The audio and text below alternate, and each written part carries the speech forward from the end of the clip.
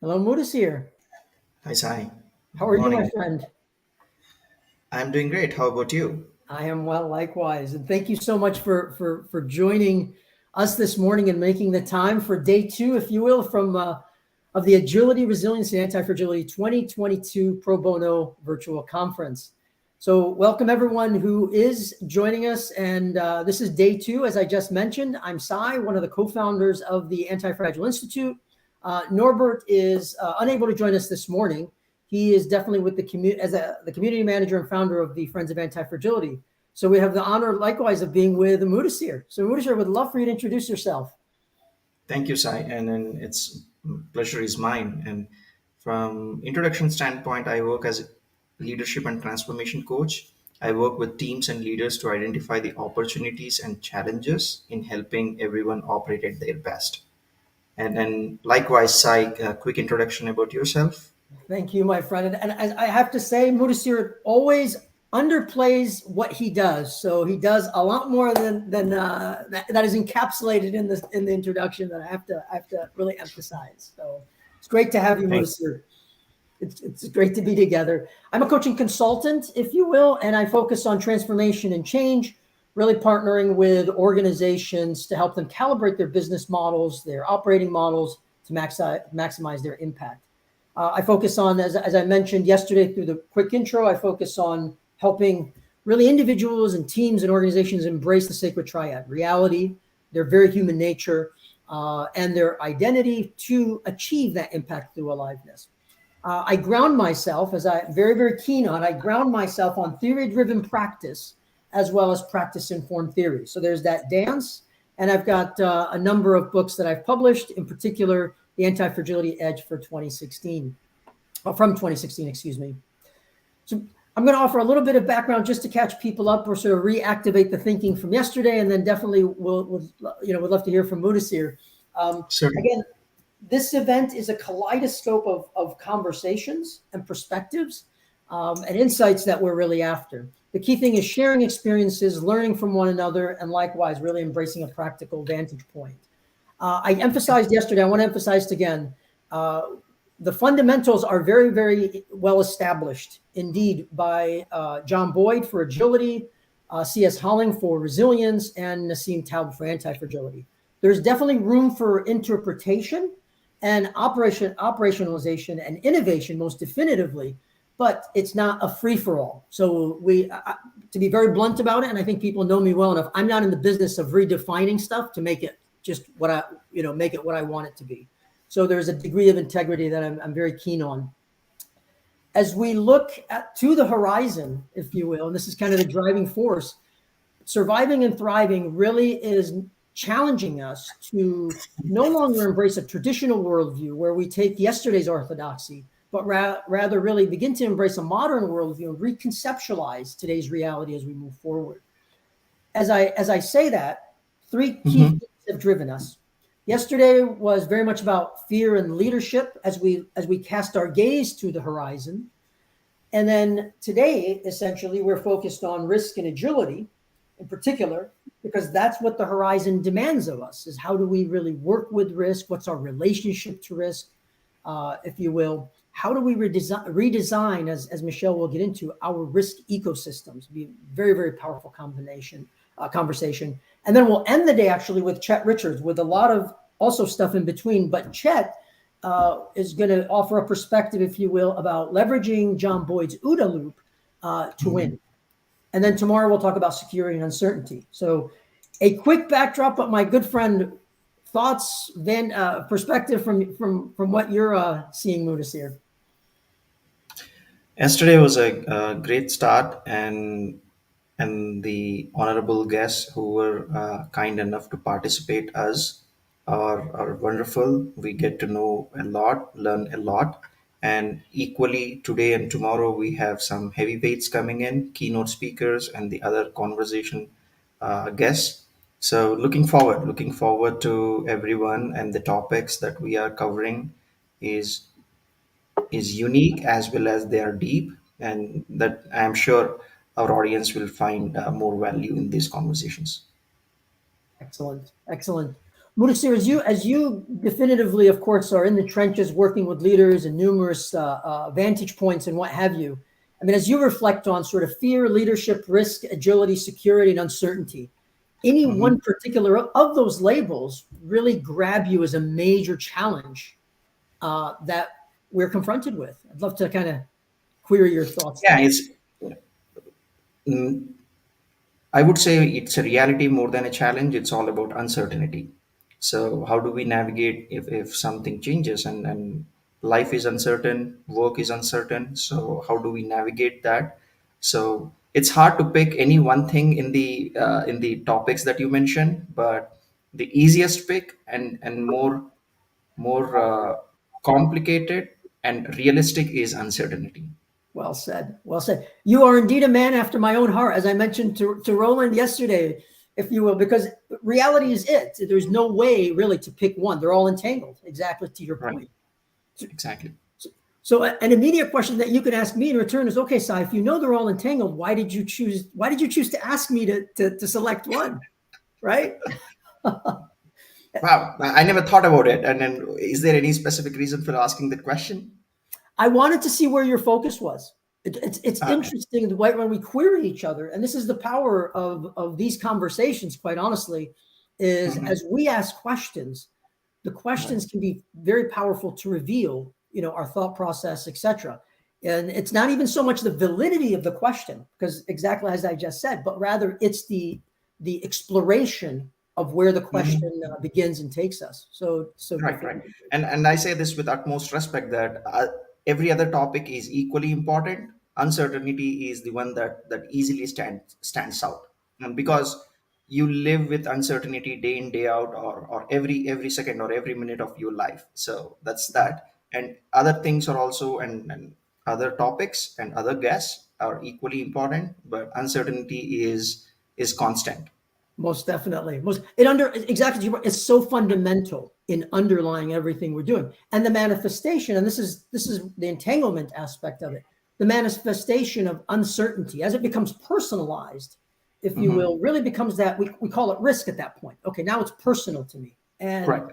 that is, especially today, focusing on risk and agility, the honor of having Michele, as she's written multiple books, The Gray Rhino, and Hmm. of course You Are What You Risk, which really takes that personal perspective.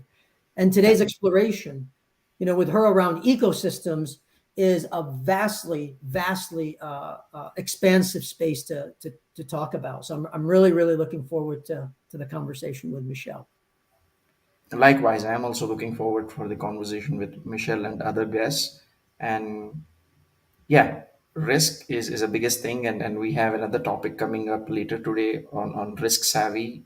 And after uncertainty, leadership, risk, and other topics are byproduct of uncertainty. So how do you navigate in uncertain world with all this characteristics in the given context that you are operating in. So Yeah. that's vital, and it's always to learn from the greats to know more about that. Very well said. Very well said. And I will emphasize exactly to your point.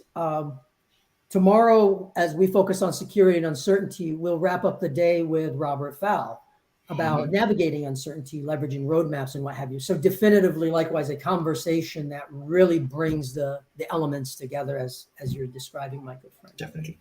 Yes. So optimistically, I will see you a little bit later, hopefully near the end of the day if you're available. Mhm. And I'm really, really glad you made the time to join us this morning to kick off for day two, Mudas here. Thank you, Sai. Thanks for having me here, and looking forward for our upcoming conversations. Excellent. We'll take a real quick minute here before we kick off with Michele. And again, welcome everyone to the conversation. I'm looking forward to an absolutely tremendous day again. Thank you so much. Thank you.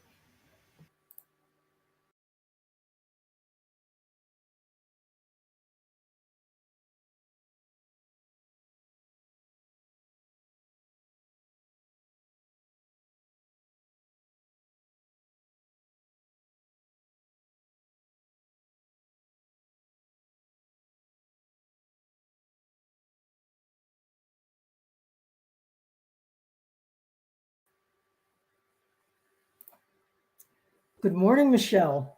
Good morning. How are you? I am well. It's so wonderful to start the day with you. I'll put it that way. So it's great to have you. Oh, thank you so much. What a way to start the day with such a wonderful greeting. You're very kind, Mike. We're so appreciative of the time, and I know I'll say our journey through 2020 and some of the events and conversations bring us to today. So I would love for you to introduce yourself so the world can further embrace you, my good friend. So I'm Michele Wucker. I'm obsessed with risk. You may know me for coining the term gray rhino, the subject of my third book about the big, obvious, scary things coming right at you, and a challenge to do better at dealing with them instead of taking for granted that you are dealing with it because it's obvious. I'm a strategist. I'm an advisor, strategic advisor to companies and governments. And I followed up the Gray Rhino with a book, You Are What You Risk, that came out last year. That's much more about the influences on each of us, individuals, organizations, societies, governments, and how we deal with those gray rhinos coming with us. So if the gray rhino is about the events themselves and how they unroll, You Are What You Risk is about the psychology, the systems, the environment, the experiences that shape what makes you more likely to stand up to a gray rhino or to get trampled. Beautiful, beautiful. And Michele, if I add the power of perspective that your work provides is more necessary today than it's ever been, respectfully. So, I mean, I really want people to understand the perspective that you provide is truly profound. So thank you for being here with us today. Oh, thank you. My head's going to get really, really big. And Michele, you know me well. If I didn't mean it, I wouldn't say it. And I've experienced it in the trenches with clients, and I've digested it, right? So I mean that there's a real impact that you do have, my good friend. And I know today's topic, especially around redesigning our risk ecosystems. I would love for you to kind of provide a backdrop for diving into the conversation deeply. Sure. Well, this is the focus of my work right now. It's a sort of the set of influences that we can actually design to affect the choices that people make.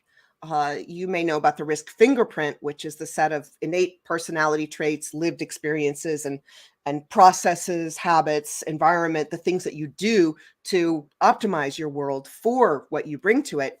And the risk ecosystem is something that includes governments, organizations, people. There you can have an individual risk ecosystem, which is the people around you, the set of advisors, the chatty best friend who tells you not to wear that dress, even though you want to hear it. But it's also the set of values, the culture, the environment, and some of the choices. And I mentioned this in You Are What You Risk, but sort of downplayed it because I was really interested in individuals, and my inner policy wonk has come back out, and that's what I'm really focused on now. So to describe a risk ecosystem for say a government might involve their disaster relief, emergency response capacity, their public health systems, a national security infrastructure. Really big one, risk communications that we saw a lot of variety in during the pandemic. What you convey as the most important risks, whether your society can come to an agreement on what the most important risks are, which is, as we've seen, a bigger challenge than we might have thought. And how do you get people on the same page? What's the risk umbrella over people? What's the appropriate social safety net? Effectiveness of government, confidence in it, sort of set of things that help startups. There's a big overlap here between access to capital, who's worth quote unquote taking a risk on access to capital, governance, geography, social trust, decisions about whether it's individuals or organizations, businesses, or government who are most responsible for minimizing risks and taking the consequences for risks that go bad. Insurance availability, rule of law, property rights, cost of credit, and a big cultural one, openness to failure and how we reward failure or success. All of those go together to affect how each person is going to make risk decisions. Are they going to take out money to their startup, to do that expensive degree? It affects the policy options open to governments, but there's this sort of feedback loop between these broader policies, societal values, and what individuals do. It affects what businesses do, whether they take advantage of moral hazard and, they make big risks that are dangerous to everybody else because the government is going to bail them out, externalities, whether they just assume that other people will bear the cost of their risk taking. And all of these go together. It's a real feedback loop between individuals, leaders, organizations, businesses, and policymakers. So the ecosystem is how all of that works together and determines whether we take more quote unquote good risks, the sort of healthy risks that help us to grow and innovate and improve, or whether we take or decide against some of the bad risks, the ill-considered things, some of the behavior by corporate CEOs that we've been seeing recently, that shall go without named, but I'm sure that you can think of some. So that's what the risk ecosystem is, and I'm really interested in how do we design it for the best? What's working, what's not, and how can we be more mindful of risk itself when we make policy decisions or business decisions, or even each one of us in our daily lives. Beautifully expressed and summarized, Michele. There's a few things that grab me that I would love for you to kind of elaborate on. In particular, when I read The Gray Rhino, if you will, one of the things that really grabbed me is the notion of responsibility. People can't claim they're a victim of their happenstance, right? You can't. The Gray Rhino made that very pointed, and I hear a similar theme here in the word design. We can design these risk ecosystems, if you will, an ecosystem. So we're not simply saying, hey, we're victims of our circumstances. Exactly. It's about choice, and it's also about changing the conversation about risk. Right now, and I'm speaking particularly about Western societies, is that, we reward someone if they take a risk that turns out well. Mm-hmm. But most of the time we don't reward them, and we attribute it to some sort of personal failing if they take a risk that doesn't work out. But that's not true for everyone. I saw some research recently that venture capitalists, angel investors are more likely to take a risk on an entrepreneur if they've actually had some failures, because they assume that they've learned. But some people get that benefit of the doubt and other ones don't. And so this question of responsibility is very interesting because, if you do something that works out, you are bequeathed with this appreciation of the responsibility that you took. But if you take the same risk and due to something that's not your own fault, you get punished. And I think that tends to discourage innovation. And we also don't always have the best judgment on, whether a risk that was taken was well thought out or not, whether it succeeded or not. So there's a lot of value judgments that are inherent in these systems, and also on how credit is allocated, who has to bootstrap themselves, who gets support if things don't go well, and under what circumstances. So it's really a bigger, almost sociological questions. It's how we design our societies that actually affects the risks that people take and how the society develops or not. Yeah. And Michele, I'm gonna be for lack of better words, greedy, forward looking a little bit. I'll put it that way, because I know you have so much wisdom to share with all your experiences. I'm really, really optimistic that I'll say the next book or some book that comes out really emphasizes some of the design principles that we should keep in mind as we engage with each other in the world at large as a global community. Well, my lips are sealed, but your hunches might be going in the right direction. Beautiful. And so one thing that I would love to dig into as you're beginning respectfully that journey or continuing that journey, where do you think we can pay, leaders across the world, where do you think we ought to pay a little bit more attention to the design of these ecosystems and how we should approach them, Michele? Well, I think the first step starts with the communications part of it.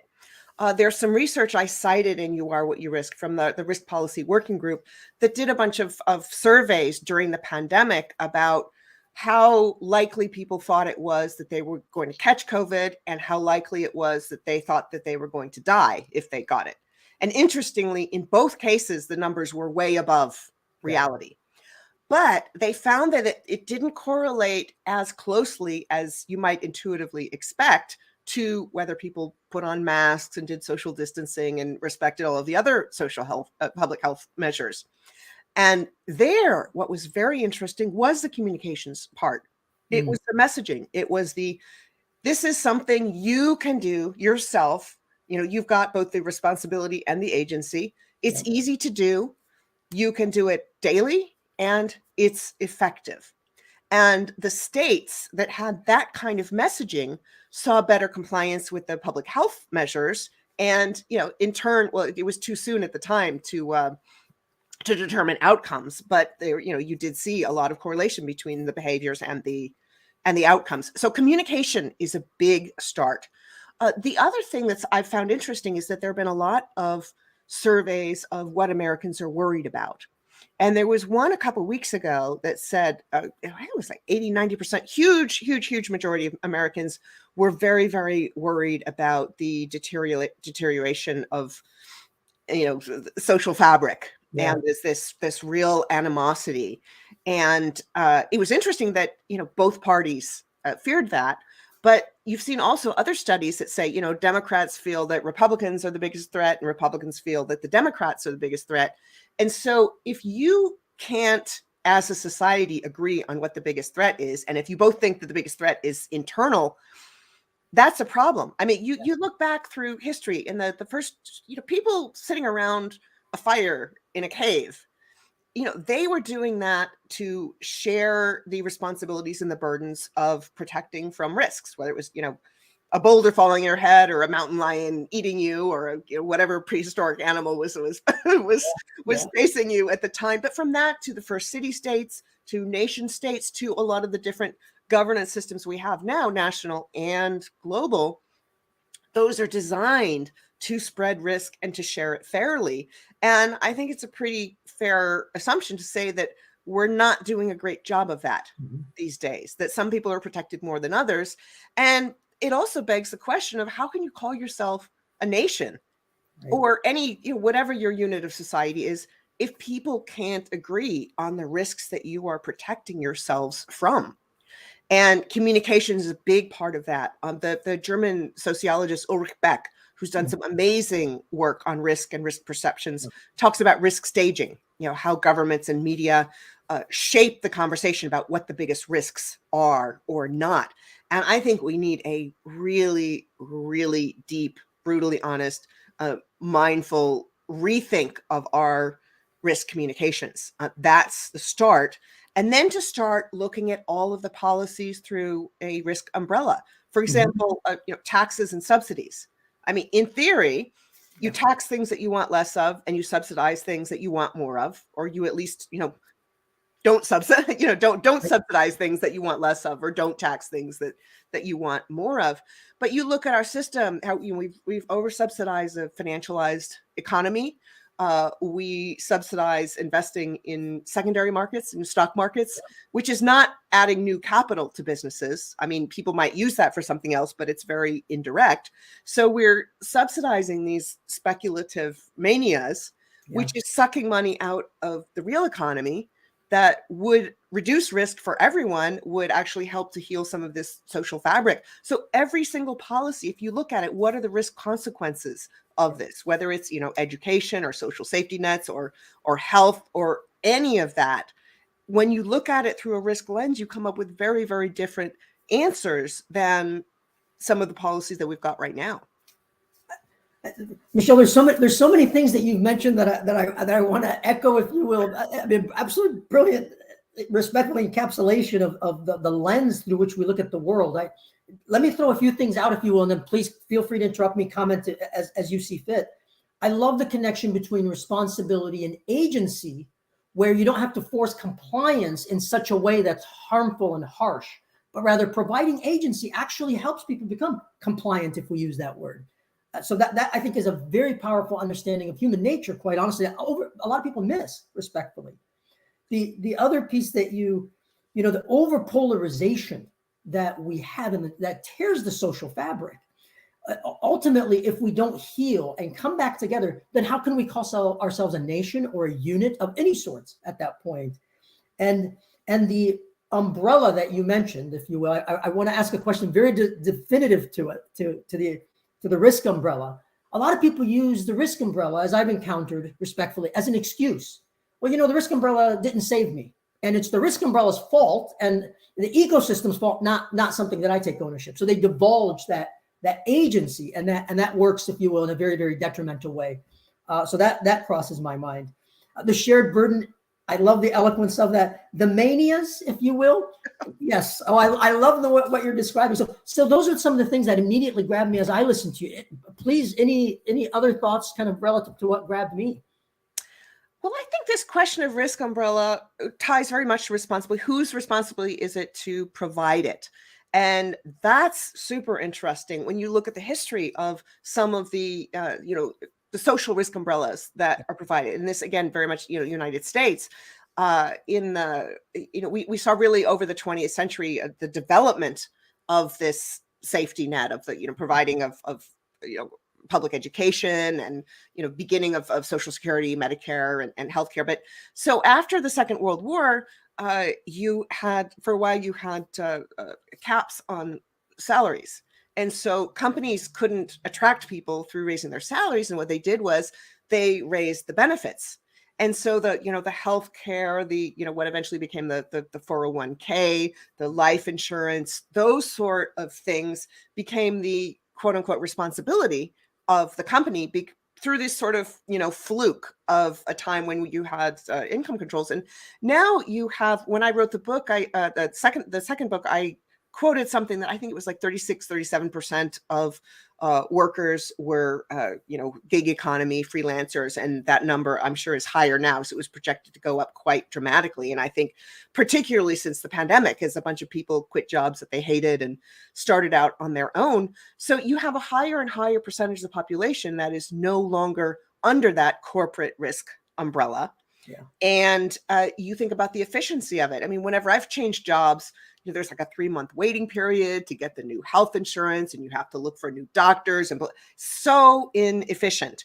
And it's also not good for companies because you might have someone who's sitting there and staying in a job that they hate or that they're, not excelling at, and they're doing it because they don't want to risk changing the healthcare that maybe their family depends on. Like that's not a great rationale for staying in a job. And so if we're able to shift that idea, I think we would have a much more efficient economy.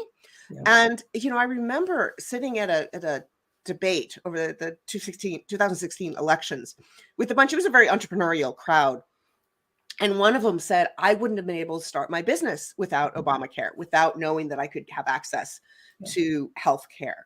And so those sort of big systemic policies and choices about the health, the risk umbrella, health and insurance and things like that, those are actually affecting business productivity and innovation and things like that. And that's not good. So I think we need to really rethink who provides it. And as I said before, you get credit if your risk turns out well, and you get blame if it doesn't. And that set of assumptions sort of warps the real question of responsibility. And that when people are failing, in the process of developing something, like, Thomas Edison with electricity, you didn't actually fail 1,000 times. You learned 1,000 things that wouldn't work on the way to get to the thing that worked. So I think we really need to rethink those values and set up policy systems that create the right incentives for productivity, for efficiency, for innovation. Yeah. I would love for as we look at the world through a risk lens, and as we really think about our values, and as we really think about the policies that are in place. If you look at leaders, and especially now with entrepreneurship and people changing jobs and all the facets that are unfolding, sort of what guidance or what advice would you really encourage leaders to consider as they look at their risk ecosystems at any degree of scale, Michele? Well, I think one would be, first, understand what risk means to you. Mhm. I do this fun little exercise in workshops, and particularly since we've had Zoom over the last couple of years, it's easy to tell in the little chat room. I'll often ask people, define risk. And Yep. it's completely different mix of definitions depending on the industry, depending on the demographics, depending on the mix of people. But you always get some people who talk about, adventures, opportunities, investments, and the other people are like peril, danger, loss. Yeah. And it's usually a small minority of people saying, well, it depends. It's both, and that's really where I want people to be. So one, be aware of your bias when you're talking about risk. Yeah. And if you lean to one direction, surround yourself with people who balance you out. So you get this diversity of risk thinking. I think that's very, very important. I think it's also a matter of being mindful about what's the risk culture you want your organization to have.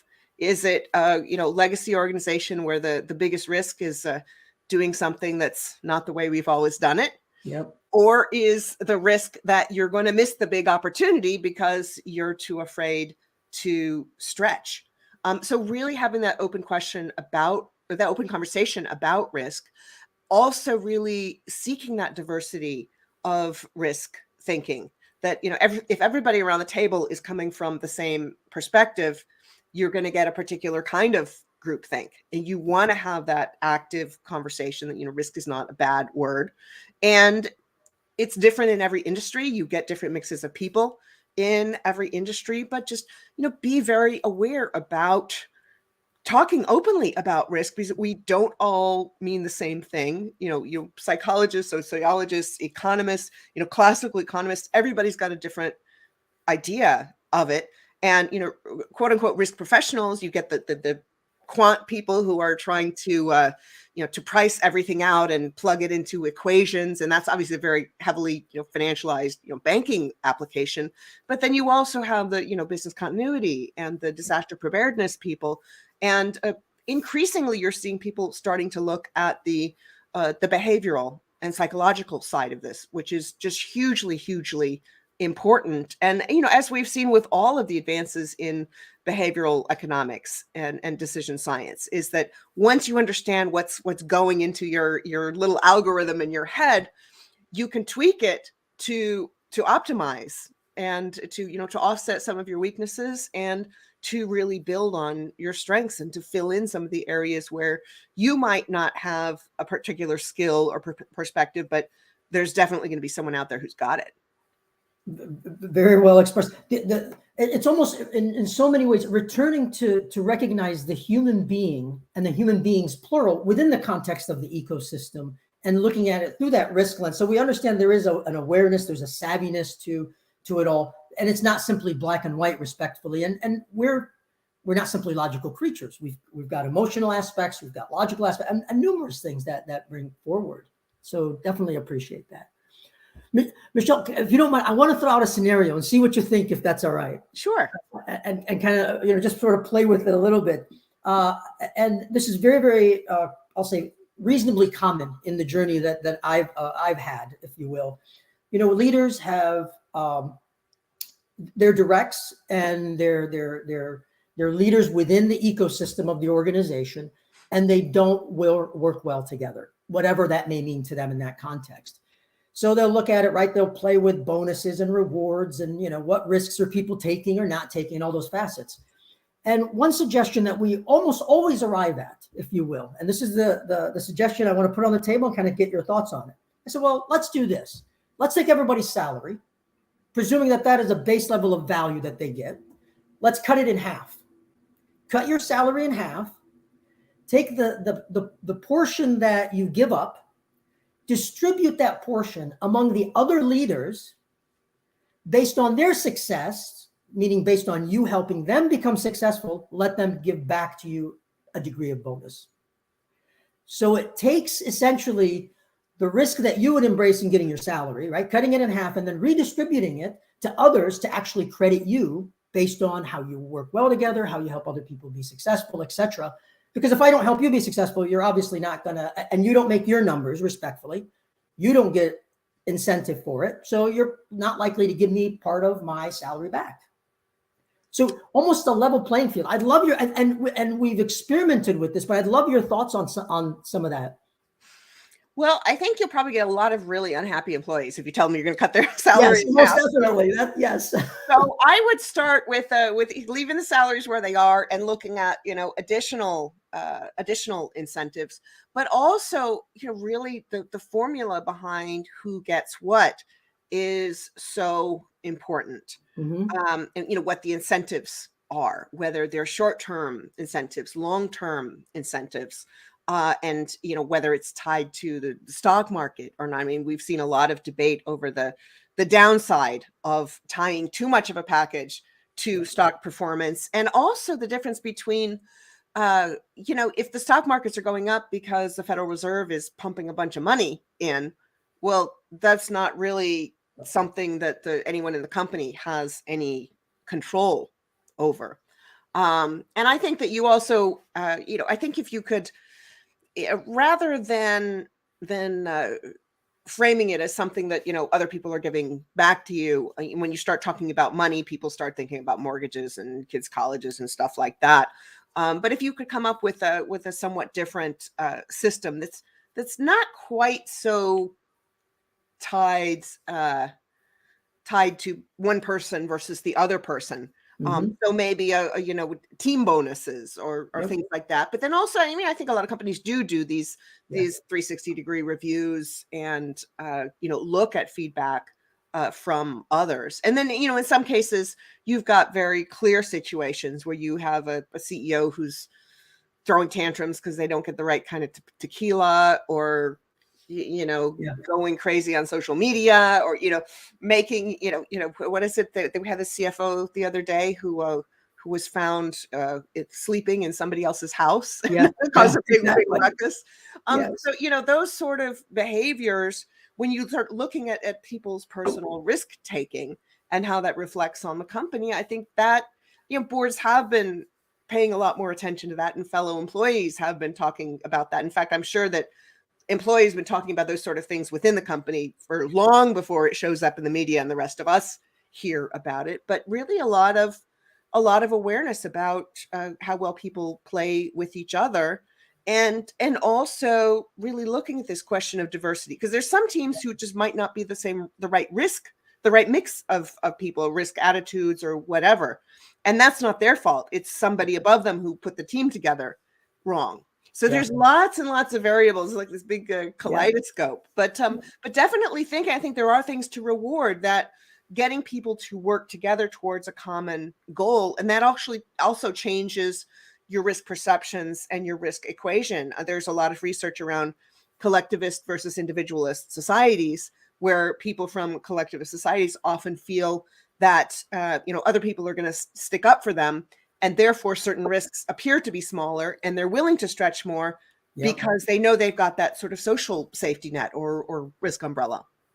Beautiful, a wonderful response. Because exactly to your point, and to be very honest about it, if you will, it's a jarring proposal that forces people to increase their awareness and actually begin to shift their risk lens to address all these things. And it's amazing what happens when we just ask questions or throw suggestions out and then say, well, we're actually not going to do that. But the reality of it is, now you've got a different way of looking at the world just by posing the question or the scenario. So thank you for that comment. Thank you for that response, Michele. I know we've got very, very little time left. Any closing thoughts, my good friend? It's always a pleasure to have you, but any closing thoughts, Michele? Well, I think just to reemphasize what we've been talking about is that, when you are facing a risk, a choice, which is synonymous to me, you need to be much more aware of the influences that go into that. Whether it's things that you can control by, surrounding yourself with the right advisors, or, eating spicy foods or not, or you having the right temperature in the room, do the kind of things that will optimize your approach to that, but also be very aware of things outside of your control that might be influencing your choice. And when you know about those influences, you can then, sort of rejigger and compensate for them. Wonderful, wonderful. The eloquence of awareness, maturity, right, choice, and responsibility and agency. I love the way you blend your work, and I really, really look forward to if you will, the next book by all means. And I hope you'll keep me in mind to offer some perspective. So it's always an honor, Michele. Absolutely. I love your perspective and our conversations. So absolutely. Thanks for having me today. It's been great to be part of this. Thank you ever so much, Michele. And I have to emphasize, we did 2020 together, multiple events. It really would not have been the same without you, my good friend. So you made all the difference. So thank you ever so much, Michele. Thanks, Sai. It's been great. Take good care, my friend. Take care. Bye-bye now. Bye-bye. And folks, we'll take a quick break, and we will start up in the next session. Always a pleasure having Michele. So definitively. So we'll take a quick break here, and we'll start up in about 5 minutes. Thank you so much.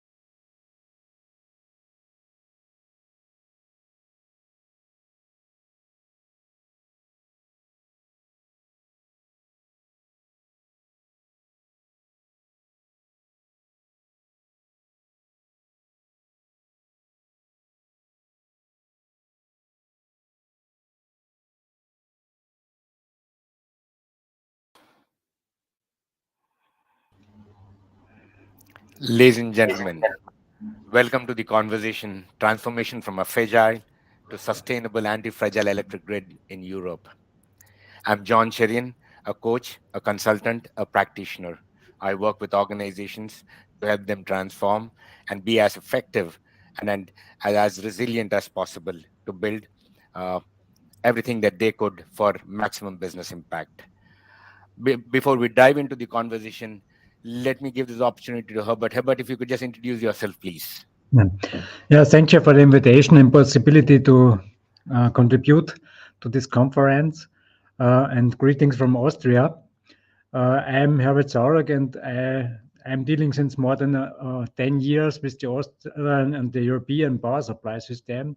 Before, I have been a career officer of the Austrian Armed Forces in the cybersecurity section. Because of a study, I came to the topic of power supply, and I was astonished to see the possible developments in the next years, which we have faced already.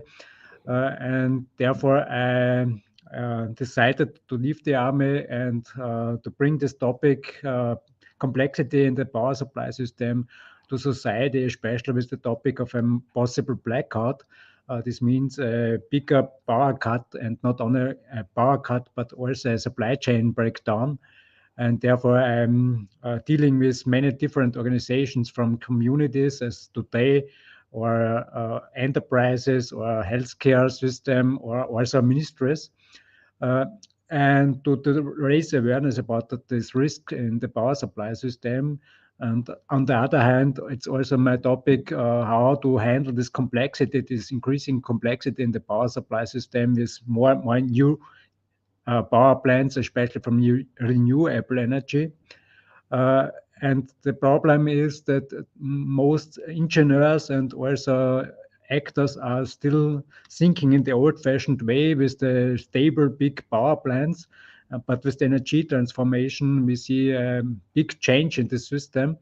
And from the systemic perspective, we know every available livestock in nature is organized in cell structures. And so this must be a very good structure, because it has survived the evolution. And so therefore, I think that is also a very important design pattern for a power supply system, as we have also established the internet, which is also based on these cellular decentralized structures, at least in the past structures, not every day in our current use. And therefore, I think it's very important also to bring this knowledge to the power supply system, to organize decentralized energy cells, to build a robust system. And at the moment, I see not this development, because it's not that efficient than the current centralized system. But with the increasing problems, I fear it will cause a blackout, and afterward, hopefully, we have the chance to rebuild a robust system and an anti-fragile system. But my expectation, it needs before the crash, before it will change. Yeah. Thank you, Herbert. Then, knowing that this is a great topic and then we have very little time, just so that we drive this in the right direction, what made us think that this electric grid in entire Europe is fragile? When did we come to know about it, or how did we even realize it? Yeah, because it needs more interventions to prevent instabilization, and we have a big shift from big power plants to more decentralized, small renewable energy plants, which are not able to bring the energy in the system as it's needed. And in the power supply system, it's very important then to have always the balance between production and consumption. And if this is not in balance, the system will fail. And one figure is that we have more actors involved, more power plants involved. We need more connectivity, and connectivity leads to more complexity, and complexity needs other steering and control systems than the centralized system we had until now. And so I think there are many indicators that we are facing big problems. Even in many organizations, this is still not seen, because also, yes, the control systems have increased and got better. But I see not the decentralized structures which are needed for a complex system. We are still trying to make it more and more centralized, and also a more and more centralized system has the problem with attacks, cyber attacks, or central problems which will go to the whole system if there are no borders, understructures in the system, or less understructures than they are needed. Something this large and at this scale, what was at risk over here, Herbert? How big was it? If you could paint a picture. We have seen last year two major disturbances, two system grid splits. The first was in January, the second in July. And it was because too much transport of energy from one part of the system to another part of the system, which wasn't a design pattern of the system, of the current system, because in former time it was usual that every country tries to support his own, and now it's more market driven. So everybody says it's too expensive to produce on your own, so I'm buying it on the market, and it comes from any other countries. And if everybody is doing the same way, nobody's production anymore. And so this is one of the biggest problems at the moment, because there are less and less people who understand how the system is working. And these two major disturbances were two of five of the last decades. The first was 2003 with the blackout in Italy. Then we had 2006 a major disturbance throughout Europe, and then 2015 blackout in Turkey, and last year too. So it could be also a sign that there are some major problems coming up to us.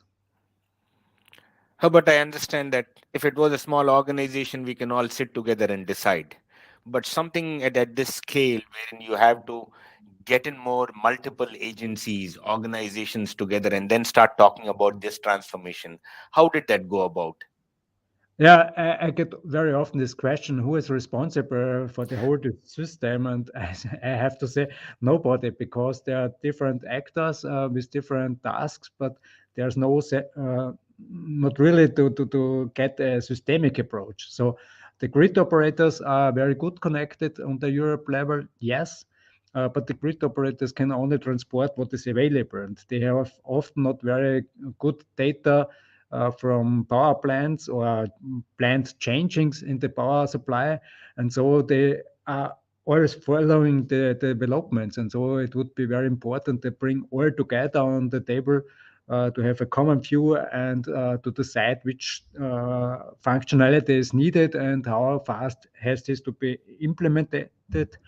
Especially because we try to get rid of more of coal-fired, gas-fired power plants or nuclear power plants without doing the second step to replace the functionality, and not only to produce some PV or wind energy. To sometimes we need it controlled at every second plant, and so we are facing major problems already this winter. And if not this winter, much harder, especially also with the gas situation after the war with Ukraine, also Russia with Ukraine, and the interruption of the gas supply for Europe from Russia. And so the problems are increasing more, not only the technical inside problems, but also from outside. Excellent, Herbert. Herbert, knowing that this is too complex, and like you said, there is nobody responsible, how do you think this change or this transformation is going on thus far, and what kind of changes should we be looking forward to? Yeah, we always, although it's more common to speak about resilience, and my experience is that most people use the term resilience only for doing the same as until now, to prevent some events, but not to be able to handle events. And so resilience means much more for me, not only to withstand something, but also to be able to handle it and also to adopt and to learn. And in the best way would not to learn from harm, but to learn because we are able to think in the future and to prevent the harm. And I don't see this very much in many different areas.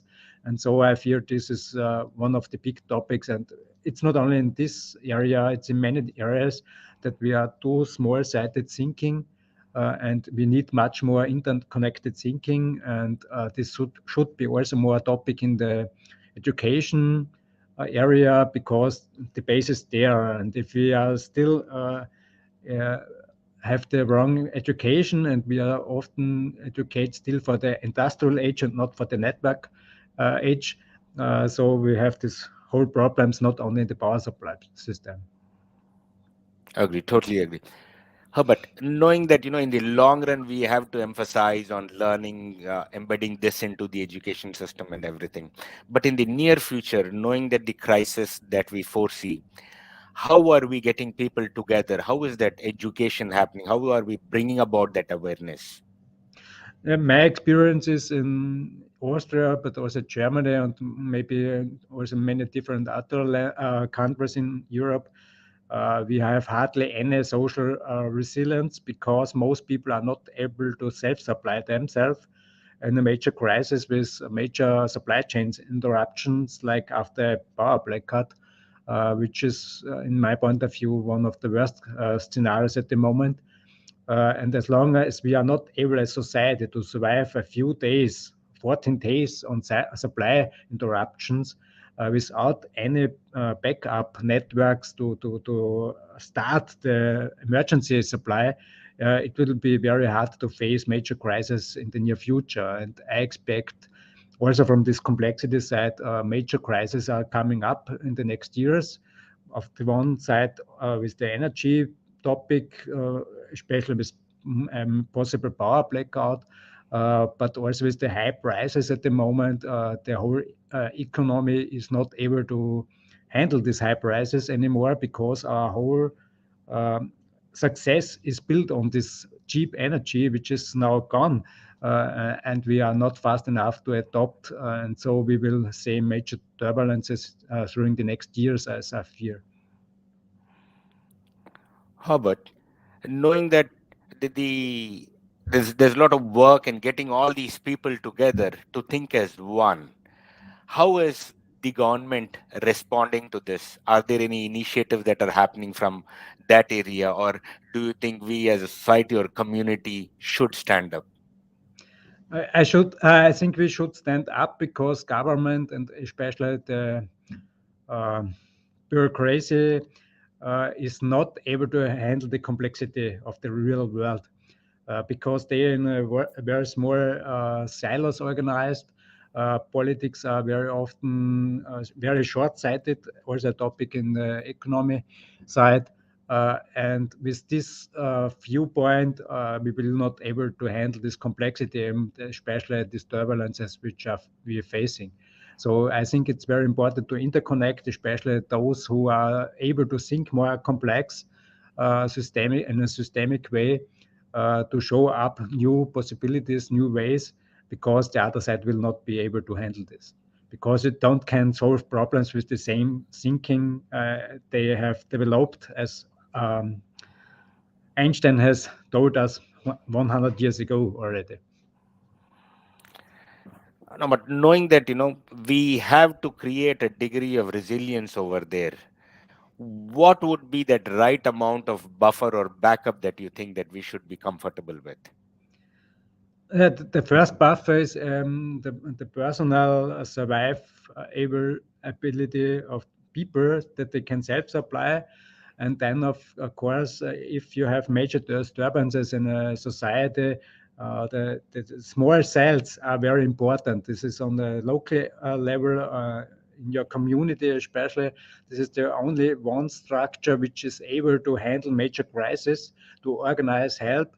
And as long as many small cells communities are able to solve the problems on their level, we will be able to decrease again society level.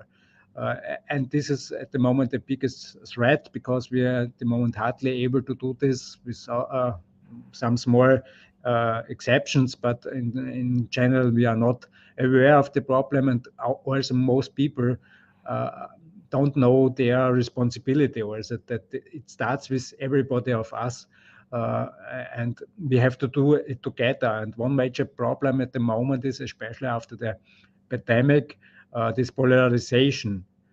You have two groups more or less, and they have completely viewpoints, and they are hardly able to speak with each other. And I think it's very important that we communicate, to cooperate, and also accept that there are different aims, and it's not possible to have only one aim with complexity. You have different point of views, and as long as we are not able to accept this and try to accept also the other side, it will be very difficult to handle any crisis. There should be a common ground when we are all going to meet for a win-win situation all across the board. Yeah, so But we need cooperation. you are known as the expert on topics like blackout and crisis prevention. Throw some light on crisis prevention, please, if you may. Sorry, I haven't got it. You are known as an expert Yeah. on blackouts and crisis prevention. Can you throw some light on crisis prevention? What can we do going forward to ensure that we can prevent such crises or be more prepared for it? It's not the prevention in the first topic, it's to prepare to handle them. And I had today training with community staff, crisis staff, and it's always the same. People are not aware about the huge risk behind the blackout, and it's not about the power cut, it's more the supply chain collapse, and this will not be solved within a few days. It will last weeks and months to solve the whole problems in the supply chains. And so it's very important to bring this information in a broader way to people, to responsible people, that they are aware of the right problem, and so they can make the right solutions. Because with the wrong aim, you have always the wrong solution. And so it's much about communication and awareness building about the future challenges because of systemic risks, and this all together.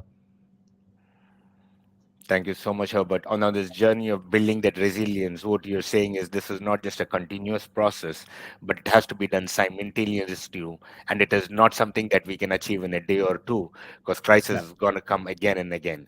Thank you so much for your time, Herbert. Looking forward for many more conversations in the future. Thank you so much for the time again. Thank you very much. Bye-bye. Bye.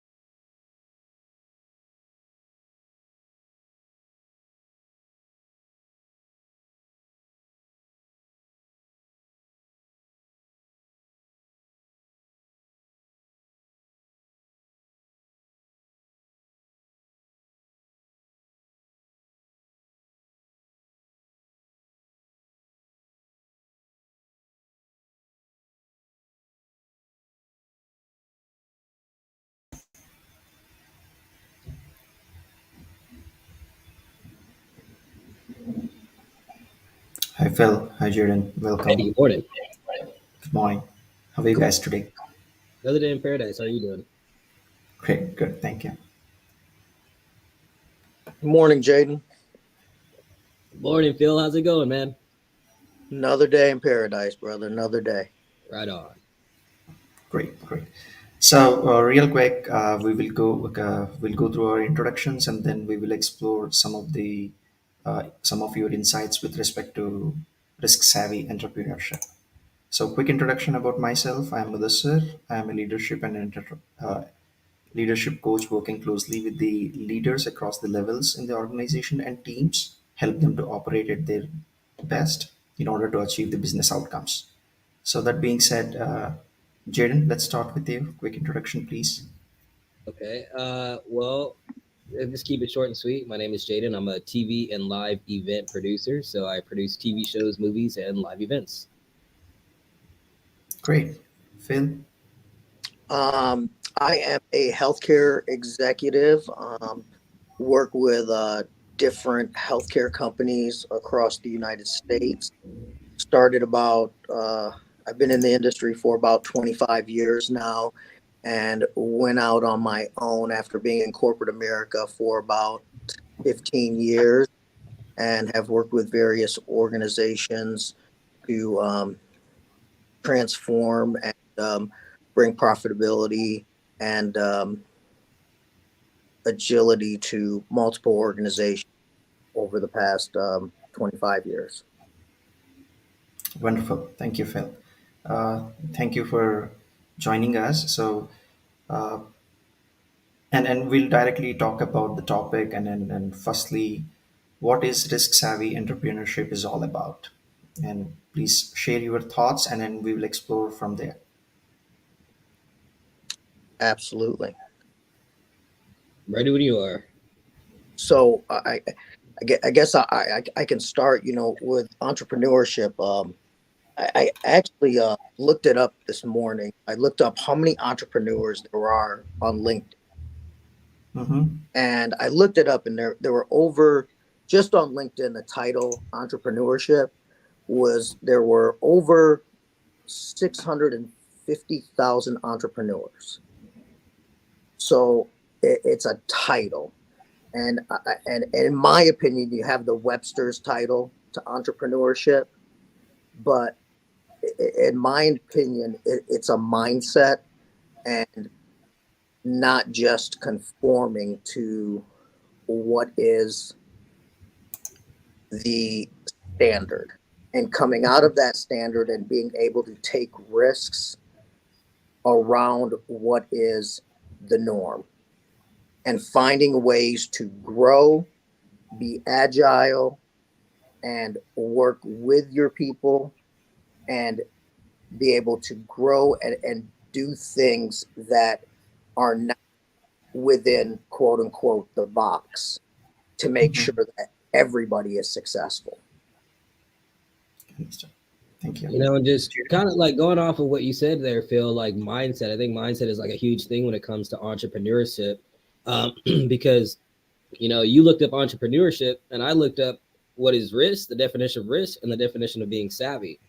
And so, when it comes to taking the risk, it's being able to explore or being able to go challenge that difficult situation. Now, when we talk about being savvy, it's you're able to navigate through those situations. So when you put risk savvy together, it's like, how do you navigate these difficult situations as an entrepreneur?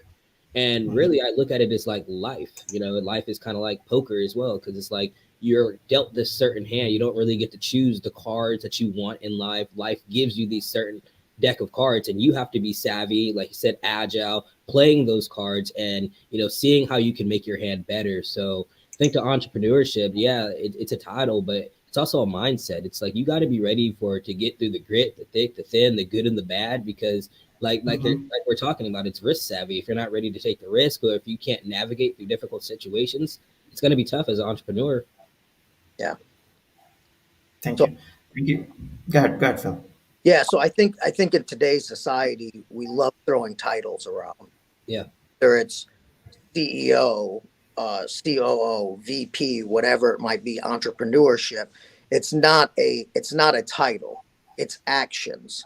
And when you have that entrepreneur title, a true entrepreneur is willing to work A to Z.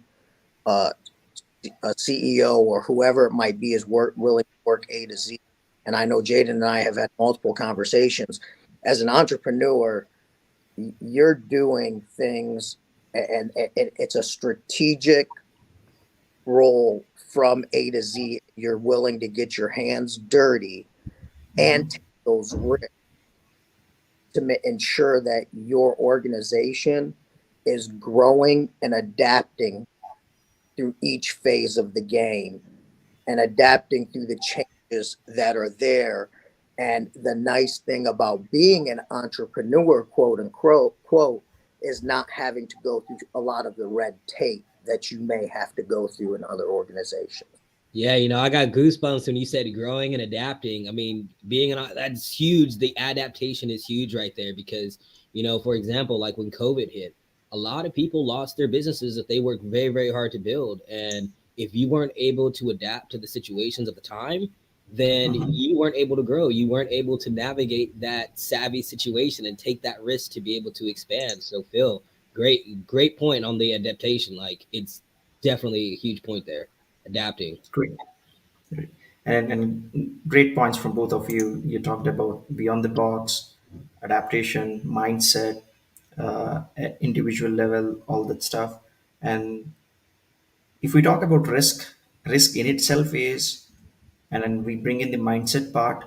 Some people looks risk seeking or looks out for a risk that may be a healthy risk or maybe a detrimental risk, and some people are risk averse. They don't want to engage or get into a risk. So as you rightly called about Jaden, and it's life is a pack of cards and we need to navigate, and then some people wants to play safe.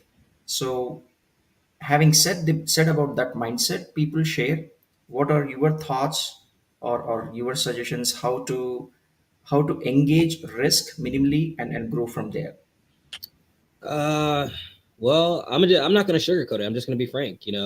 For me, with taking risks and me being able to grow, like I came from nothing. At one point I had nothing. I didn't have a place to sleep in. I was living out of a JanSport backpack and whatever clothes I can put in there. Actually, around this time, 6 years ago, I was actually sleeping outside in an alleyway. So when we talk about risk, it's like, what are you willing to do to change your life? Are you going to always play it safe? Are you going to be scared to change? And so when people ask me, how are you able to grow from that? Or like, oh, they see the things that I'm doing now, but they don't realize back then the type of risk that I had to take to get to where I'm at. So, it's kind of like you can't be afraid to lose. If you're always going to be afraid to lose, you're never going to want to take risks. You're always going to be afraid to change your life. So to a point, it's like, how far or what are you willing to go through to achieve your dreams? And are your dreams worth going through hell and back, to excuse my language, but to hell and back to get to where you want to be? That's kind of the way that I look at it. And I don't know how to put it any other way. Thank you, Jaden, for serving it straight. And Phil, your thoughts? I agree with Jaden. I think I have similar but different philosophy on it. I think that we go back to mindset, and I hate to say it, we are basically brainwashed from an early age that we have to fit into this box of, hey, I have to do A, B, C, and D, and I'm dependent on A, B, C, and D. Well, the truth is, we have to get out of that mindset. You can be an entrepreneur and have an entrepreneur mindset, even in corporate America. You can have it anywhere, but you have to be okay with being strategic and taking strategic risks in order to achieve success, and be okay with failure and learn from that failure, because failure happens every day. But we can't be sheep. We can't be sheep because our mindset is, let's be sheep. And if we go away from being sheep and being okay with failure, we will be okay. You know what? I hate failure. I fear failure. but I will learn from failure. Right. Right. And I Right. will achieve success beyond that. And that's really important. I wasn't trying to interrupt you, Phil, but that's huge. Learning from the failure instead of thinking of it as a loss. It's not a loss. It's just a lesson that you had to learn. And so, and then another good point that you brought up was making strategic risks, because some people, when they look at entrepreneurship, they just be like, well, why am I going to take all these chances if I don't know if it's going to come true? And it's like, it's not always about just taking risks every time you get a risky situation. It's about taking strategic risks to get to where you want to be. And, for people who have already lost, I mean, you can't go any further down. And for people who are still trying to build, that's where it comes in. It's taking those strategic risks and not being afraid of failure. You got to be able to grow some type of way. And what is the definition of insanity? Doing the same thing. Same thing over and expecting different results. Yep. Yeah, exactly. Great. And then you both are dropping some powerful perspectives about being risk savvy and entrepreneurship. So now we talked about mindset and being risk averse. So now if we come to risk seeking, and where do we draw a line? This is a big risk that may be a detrimental, or this is a good risk, or good spot where we reach to this is an optimal risk, and any differentiation that you have to offer between these two. Well, for me, it's a good risk if you look at a few things. One, is it going to be beneficial for the total community? Is it going to be beneficial for the customer? Is it going to be beneficial for the organization? It has to be a win-win for everybody. I think when you look at, what was a little, and I'll be very frank, what was disheartening with a lot of, and I worked for small companies, large companies, Fortune 500 companies, a lot of times is what's just beneficial for the organization. No, it has to be beneficial for the whole. So a lot of what you have to do is, how can we make this beneficial for the community, for the organization, for the employee? And if it's a win-win for everybody and you're doing it for the total good and you're doing the right things by everybody, it is a beneficial risk and we will all win. Now, will there be some failures, as I said? Absolutely. You learn from it. And I'll be the first one to admit it. I fear failure, but I will learn from failure.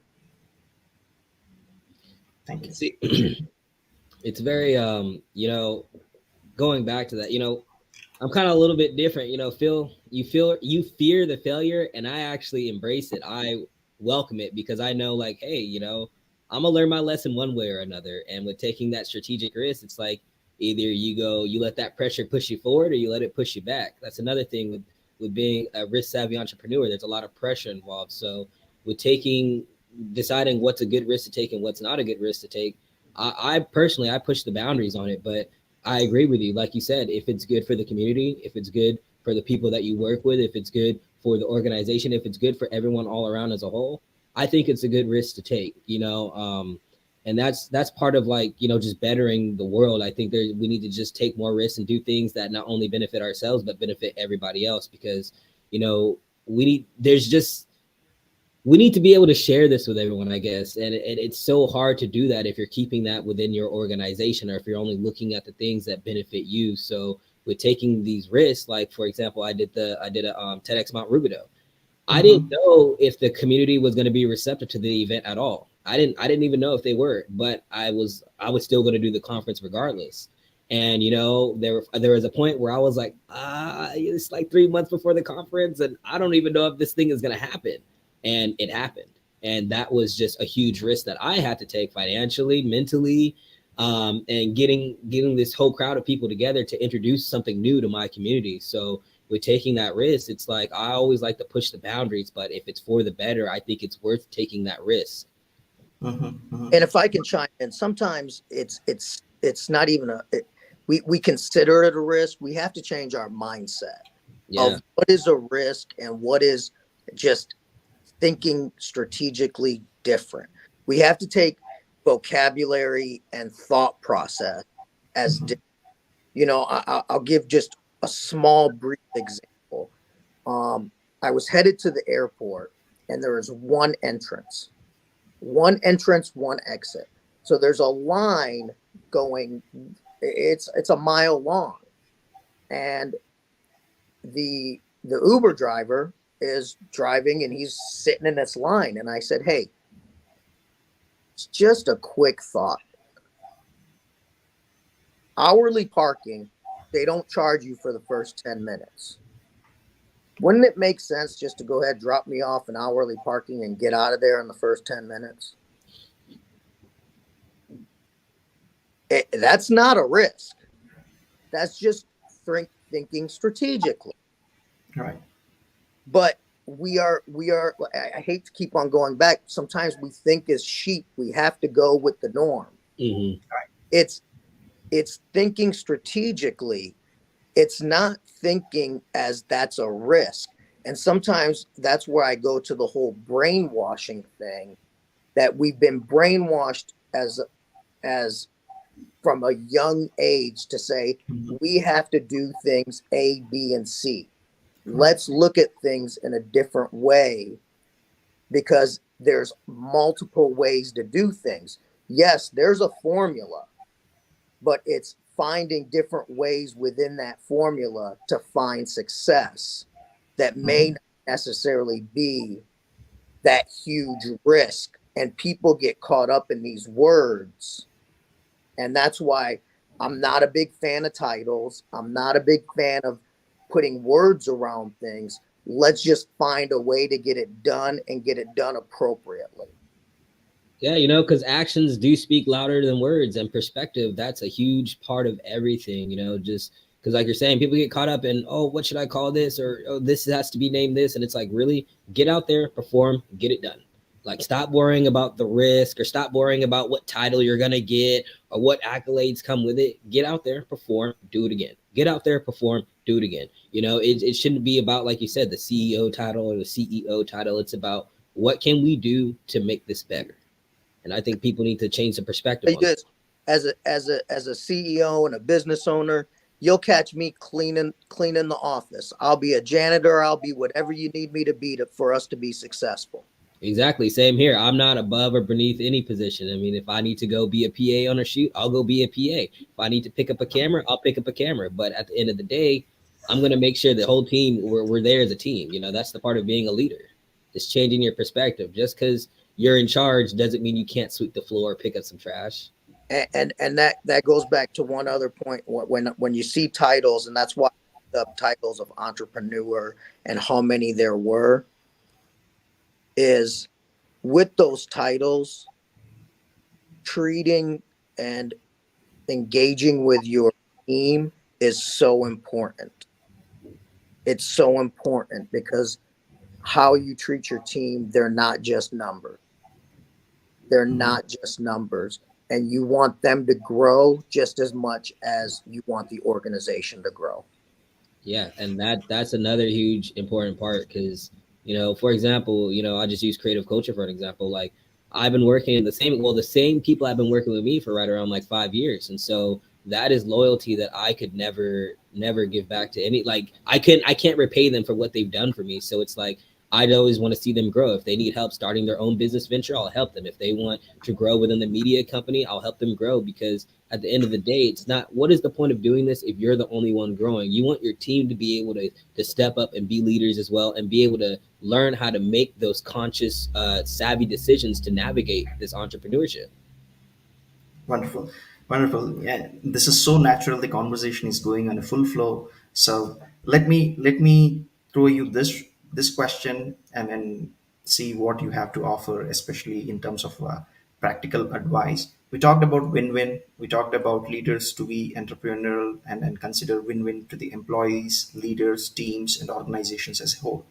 So the question is definitely the leader or the assumption here is definitely the leader or entrepreneur is risk savvy.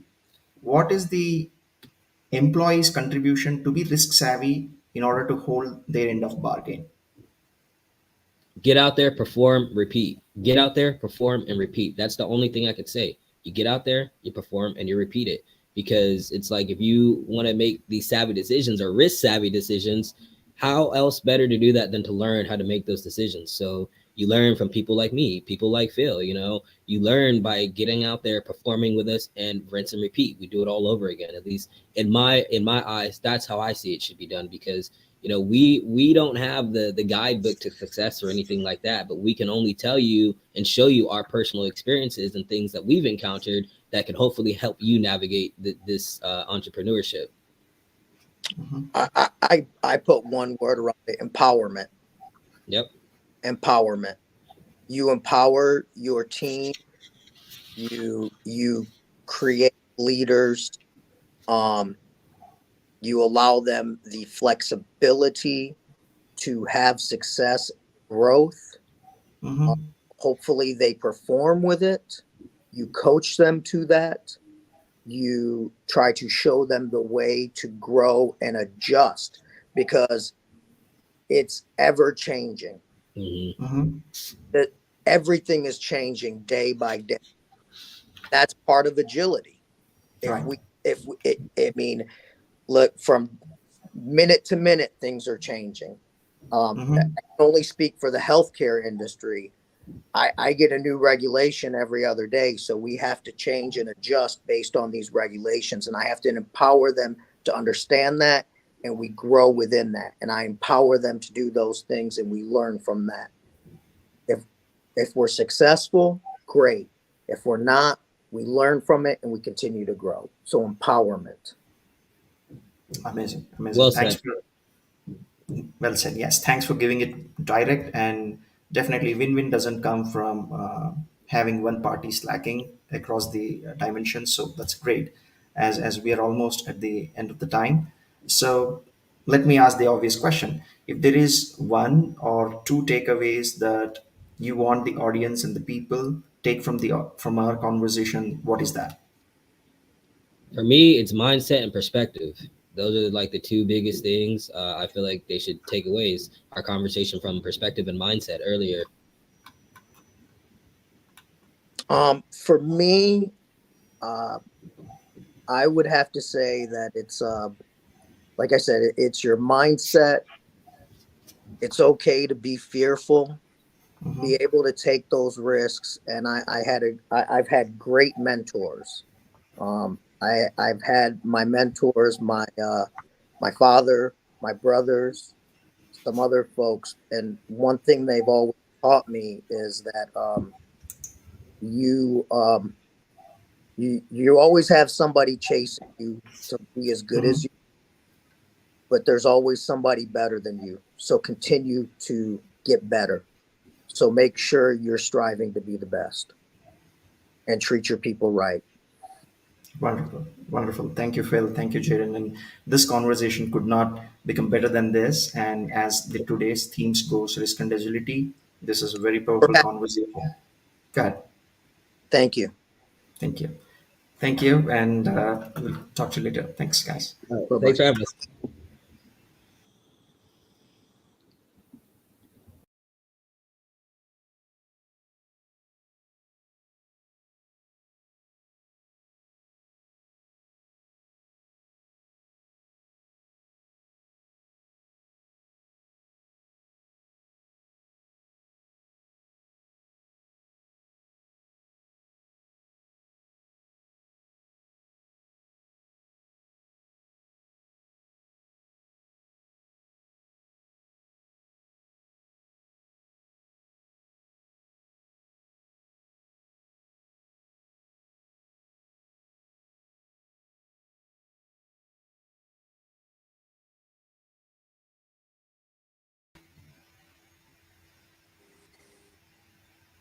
Welcome back.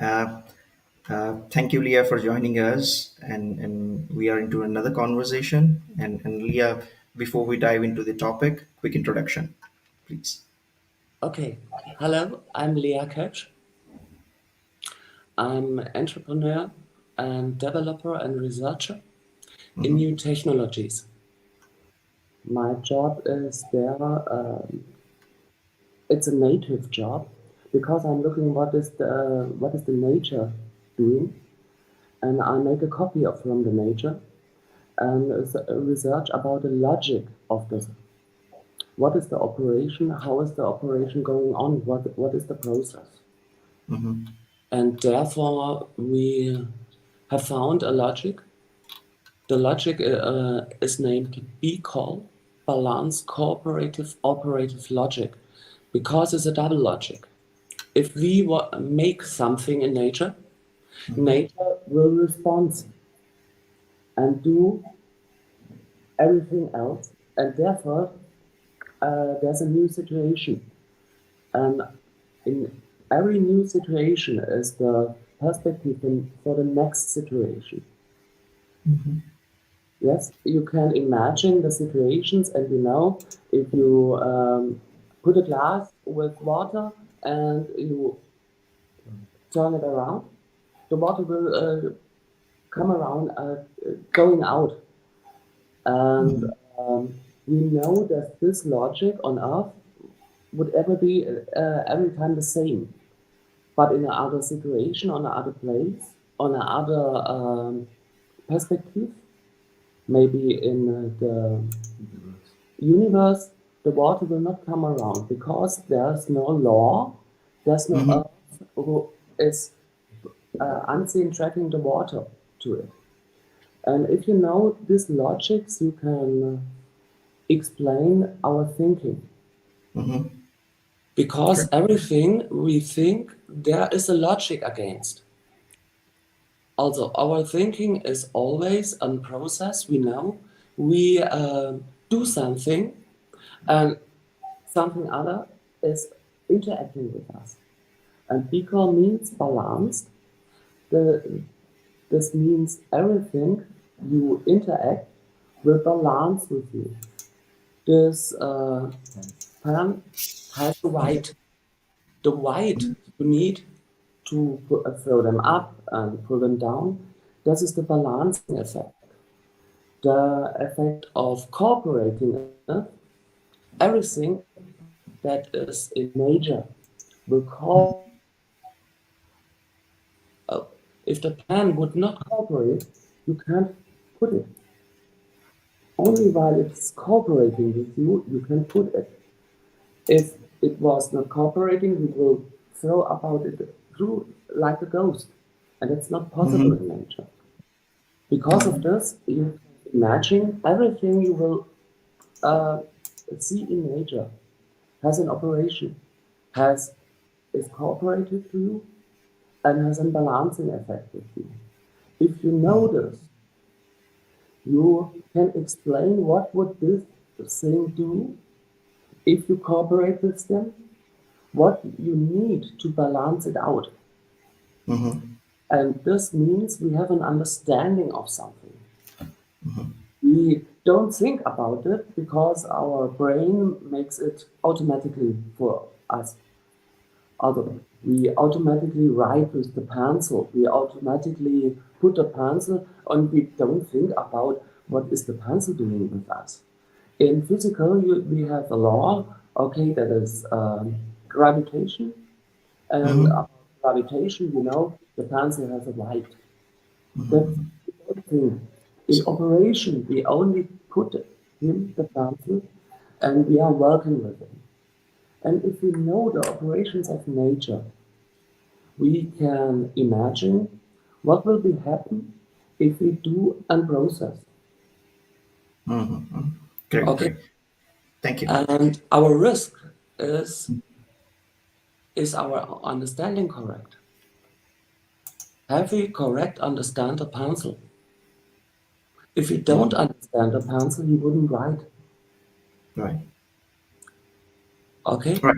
So thank you. This is a great insights, and then you set the stage about the logic, synchronization, balancing, all that stuff. And Yes. how can we connect this for the better future? And then can you share some of your insights here? Yes, I have heard in the past, we know we need understanding, we need a synchronization, we have risks, we don't know what is the future. Also, Our problem with risk, we don't know what is tomorrow. We can imagine if everything is static, our life will be static. There's nothing new, nothing changes. Risk is something will change. We are looking at this not top down, what will change. We are looking from bottom up, why it changes. What is the operation of them? And what is our understanding? What is able that we can understand? And we can take a look. Nature is a stable, because the pencil is writing in 1,000 years. If the earth is there, it's writing again. This is stable, relative stable. But what is with our energy supply? Is the stable too? Why we don't know if the energy supply is stable? Because many humans are in the chain that energy supply will be stable tomorrow too. If you know Europe, we have a problem with gas. We have no gas. What is now? Then energy will be down because we have no energy. That's because we humans are not stable. We humans interact about our mind, about our experience, and about our thinking. Now, what have we to do? We need a common understanding in the earth. We need a common understanding. Every human needs water to drink. Every human needs energy. Every human needs food. There's a nature or a native things that humans are needing.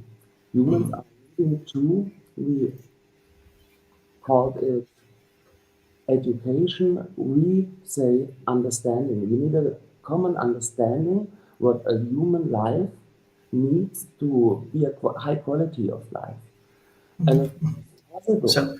So Lias, sorry if I may interject here and then ask you another question. You talked about logic, it's pure logic, synchronization, balancing, and then you mentioned about how it helps for a better future. And you also gave an example of glass of water when you Yes. invert it and it falls. So the question is everything is based on logic, or is there anything beyond logic? Number one. And number two is maybe is there an assumption that one thing that is logical to a person not Logical for is a person. other person in the same way or a different way, and then what are your thoughts on that? Okay. We researched that. And we looked, that's a joke, we looked about 8 billion babies. Each baby comes on the world and has a doctor or PhD. No, that's not real. Each baby come on the world and cries and could not go on toilet. It has to learn to go on toilet. Also, the baby is not coming with an understanding, but he has the possibility to understand. And each baby that is okay will understand more and more in his life. A baby learns to grab something, a baby learns to drink, a baby learns the natural things, the native things. It learns to run, it learns to drive a car. Right. The natural logics are every time the same. It's no human that is going on his nose, because it's naturally not normally, it's not logic. Please try to walk on your nose. It's not going. Therefore, all humans have a coherence of logic because of the natives. In all other things that are not native, the logic is different. If you are a pope, you have another logic as if you are an engineer. Mm-hmm. But the basic logic is everything or every time the same. Mm-hmm. Mm-hmm. Great. Thank you. Thanks for sharing your perspective and then your thoughts. So you also brought up about risk taking in your introduction. So how does this logic and risk taking nature integrates or combines? Therefore, the question is, what is risk? Risk is something we imagine we want to have in future, something we want to have in future. The risk Mm-hmm. is not to get this in future. Okay? Mm-hmm. Also, if I think about nature, we get in future that a pan or water will drop out if we turn out the glass. A pan would ride. There's no risk. There's the risk if the sun will fall on Earth, but this risk is very low. The risk is in finance. The risk is when we humans act together. Our biggest risk, a risk maybe is illness, virus. This is maybe a risk, but also there is the risk not so high when we act together and have not the same understanding. Also, I can reduce risk if I see what is the understanding of humans. The understanding, you can see how they interact, but the understanding is also changeable. We have seen with Corona in Europe, the people are interacting Right. fully changed before in 3 years. This was the risk about the humans, how they interact, how they do this. If we have common understanding, the risks of humans will be eliminated because the humans are going together. In other, you can imagine our brain. It's possible to interact with any new situation. Our brain is possible to get a new situation, and then about the understanding it has, it can make a new interaction to get in another situation. Good. So you talked about risk and how does that impact in pandemic before and after briefly, and then you also initially you also talked about entrepreneurship, innovations, and experimentations. So in your research or in your work, have you find any examples that are logic defying, where the logic might have been changed after an experimentation? The logic of nature isn't to change. The logic of human thinking is to change. Well said. Thanks for that distinction. So then let's explore about logic of human thinking and what are the changes that you have observed. Okay. The human thinking we have researched and we have seen in fMRI or state technology, our brain is working about the incoming of our senses. If we see something, our brain would be triggered, and the brain shows, are there ways I can logical translate the incoming triggers? If there are no logical ways, the brain is operating new synapses. That takes about 24 hours, and synapses have new ways. In this moment, you have a new thinking logic in your brain. Therefore, every day your conscious is another. If you sleep, the conscious is going down. If you wake up, you have the new conscious with the new logics in your brain. Got it. Thank you. So thanks for sharing your insights and perspectives. So based on what we have discussed about logic of nature and human thinking and synchronization and better future, all that stuff. If there is one takeaway that you want our audience and people to get it from this conversation and then ponder on, what is that, please? I think in this conversation for me is was das Wichtigste? The important message that we humans have the mastery and the autonomy to make a better world. If we know the logics and the operations nature is operating and we humans are operating, we can therefore make a better world with a common understanding. A common Yeah. understanding is synchronization of world. Yeah, and having that openness to reach to a point of common understanding and to see the better future serves as a goal, and that's powerful. And thanks for sharing your thoughts and your insights. And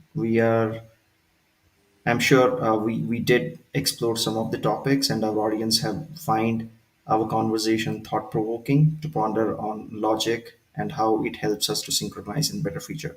Thanks for your time, Leah. Great having you. Thank you. Ciao. Thanks. Bye bye.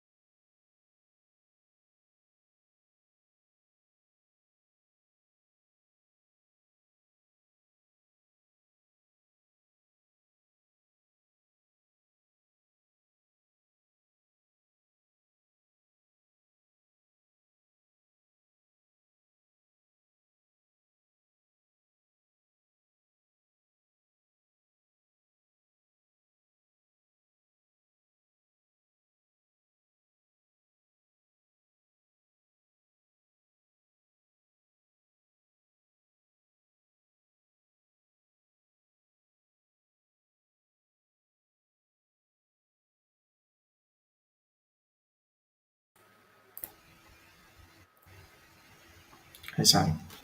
Hi, John. How are you both? Doing great, Sai. Doing great. Excellent. So I know we have a little bit of a break time, but I wanted to emphasize, if you will, especially as folks are joining us and what have you, and continue to join us throughout the day. Norbert is running, who's our next, of course, speaker, is running about 5 minutes late. So we have a little bit of time, and rather than not do anything, thought I'd engage both of you a little bit. Sure, Sai, why not? Okay. It's been a great day so far, right? From the start, we spoke about looking at organizations and their ability to take risk. And then we drill down into the next conversation, talk about entrepreneurship, right? How do they look at risk? What is their ability to take risk? What should be their mindset and everything? Great going so far. Excellent. Mutis, any thoughts, my friend? Yeah, it was a great start with our keynote speaker, Michele, and then the conversations that we had on sustainable anti-fragile electric grid, and then followed by Phil, Jaden, and Leah. That's quite insightful, and especially the conversation on risk savviness entrepreneurship that we had go hand in hand with what Michele Walker's conversation, and then uh, in short, Michele Walker's book is "You Are What You Risk," and that resonates on what Phil and Jaden has mentioned about. Yeah, yeah, and likewise, I think Herbert's perspective on just the complexity of the reality with which we deal with was very, very vivid, and likewise, Leah's perspective on the logic with which we engage reality becomes crucial in there. So, some very, very interesting topics all around. So, gentlemen, I'm going to ask a bit of a pointed question, if that's okay. Go ahead, Sai. Shoot. Excellent, excellent. And you both know me well enough. I always ask permission before I ask the pointed one, the pointed question. So if you reflect on, kind of your takeaways, and is there one thing that you would say, I would look at the world differently, or I would suggest others consider this concept or this idea of looking at the world differently and actioning it by all means? What comes to your mind, especially based on today's conversation or set of conversations, excuse me. So with respect to risk and agility, and especially to hone in on risk, and then whatever our honorable speakers talked about, you cannot operate with these terms: risk, agility, uncertainty, fear, or any other topic that we are talking in this conference, with slacking, with your being weak or not stepping up. So you need to build that discipline, and some days you don't feel like going to the work or do what you're supposed to do, but discipline is something that needs to go, and the discipline, commitment to, in order to navigate in this uncertainty and in various topics we have, your 100% involvement and then dedication is necessary, and there is no substitute for that discipline. So that's my takeaway, as well as my words to the people to think about it, and then open to hear what John's inputs are. Pretty much in line with what you're thinking, Mudassir. But we live in a world of uncertainty. We are surrounded by uncertainty, right? What is uncertainty? It's the absence of being something certain, right? You do not know what's going to hit you tomorrow. There are some known unknowns, and to add to it, there are a lot of unknown unknowns. How do you even go ahead and tackle them or look forward to them, right? You cannot mitigate those kind of risks, right? So what you have to do is jump into it, right? But strategically think about it to say, hey, is there a point of no return after which I wouldn't survive, right? Thinking about those, and then start looking at these risks, saying that yes, I have to do it from a personal individual standpoint. But more importantly, when we come together as a collective of individuals, we have to align on those and agree upon the risk that we're going to take, immaterial of the outcome, right? It might be good for us or it might be bad for us, but looking at them to say, okay, here is the outcome, right? Now, what can we do with these outcomes? Are there opportunities for us to grow collectively, or are there proactive things that we can do to capitalize on these opportunities, or to look at these learnings to say, hey, are there any threats for us as an organization or as an enterprise, and then try to mitigate them or to convert these threats to strengths, and then start moving forward collectively. Sai, your thoughts?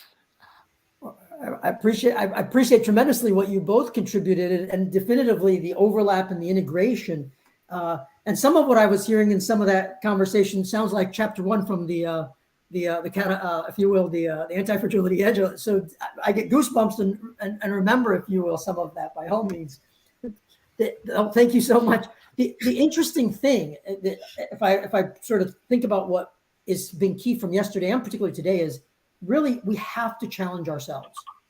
I mean, I think that's a bare minimum, right? We have to challenge ourselves, and we owe ourselves the onus to do that, and we owe each other the onus to do that, to improve together. I mean, that's why I love working with both of you, is because you challenge me every day, quite honestly, and it's a very healthy challenge that allows me to grow. So, and then if I add one other sort of thing, I think we have to be very deliberate in forming our worldview and the language that we use, very much like Michele and the other speakers have echoed. And at the same time, we shouldn't default to saying everything is uncertain, or we shouldn't default to everything is certain. There is that in between, that there are some things that are certain, more certain, less certain. There are some things that are more uncertain, less uncertain. So no absolutes, and then working in the in between. But truly beginning with challenging ourselves, I think, is so crucial. Exactly. Yeah. So can I build on my question briefly, because I know both of you a little bit? Yeah. Before you do, challenging ourselves means do I, do you, do we as a group has what it takes to in order to reach where we want to go? That is the introspective question every person or entity or a group community need to ask. Yeah. And Mudasir, to your point, very, very critically is, I said people in general are so eager to challenge each other, but before they challenge themselves. So begin with I, respectfully, think about the change that Gandhi talked about, right? Begin with I, basically, if you will. Challenge yourself first and then challenge others in a healthy way, I think is so crucial. Absolutely. Absolutely.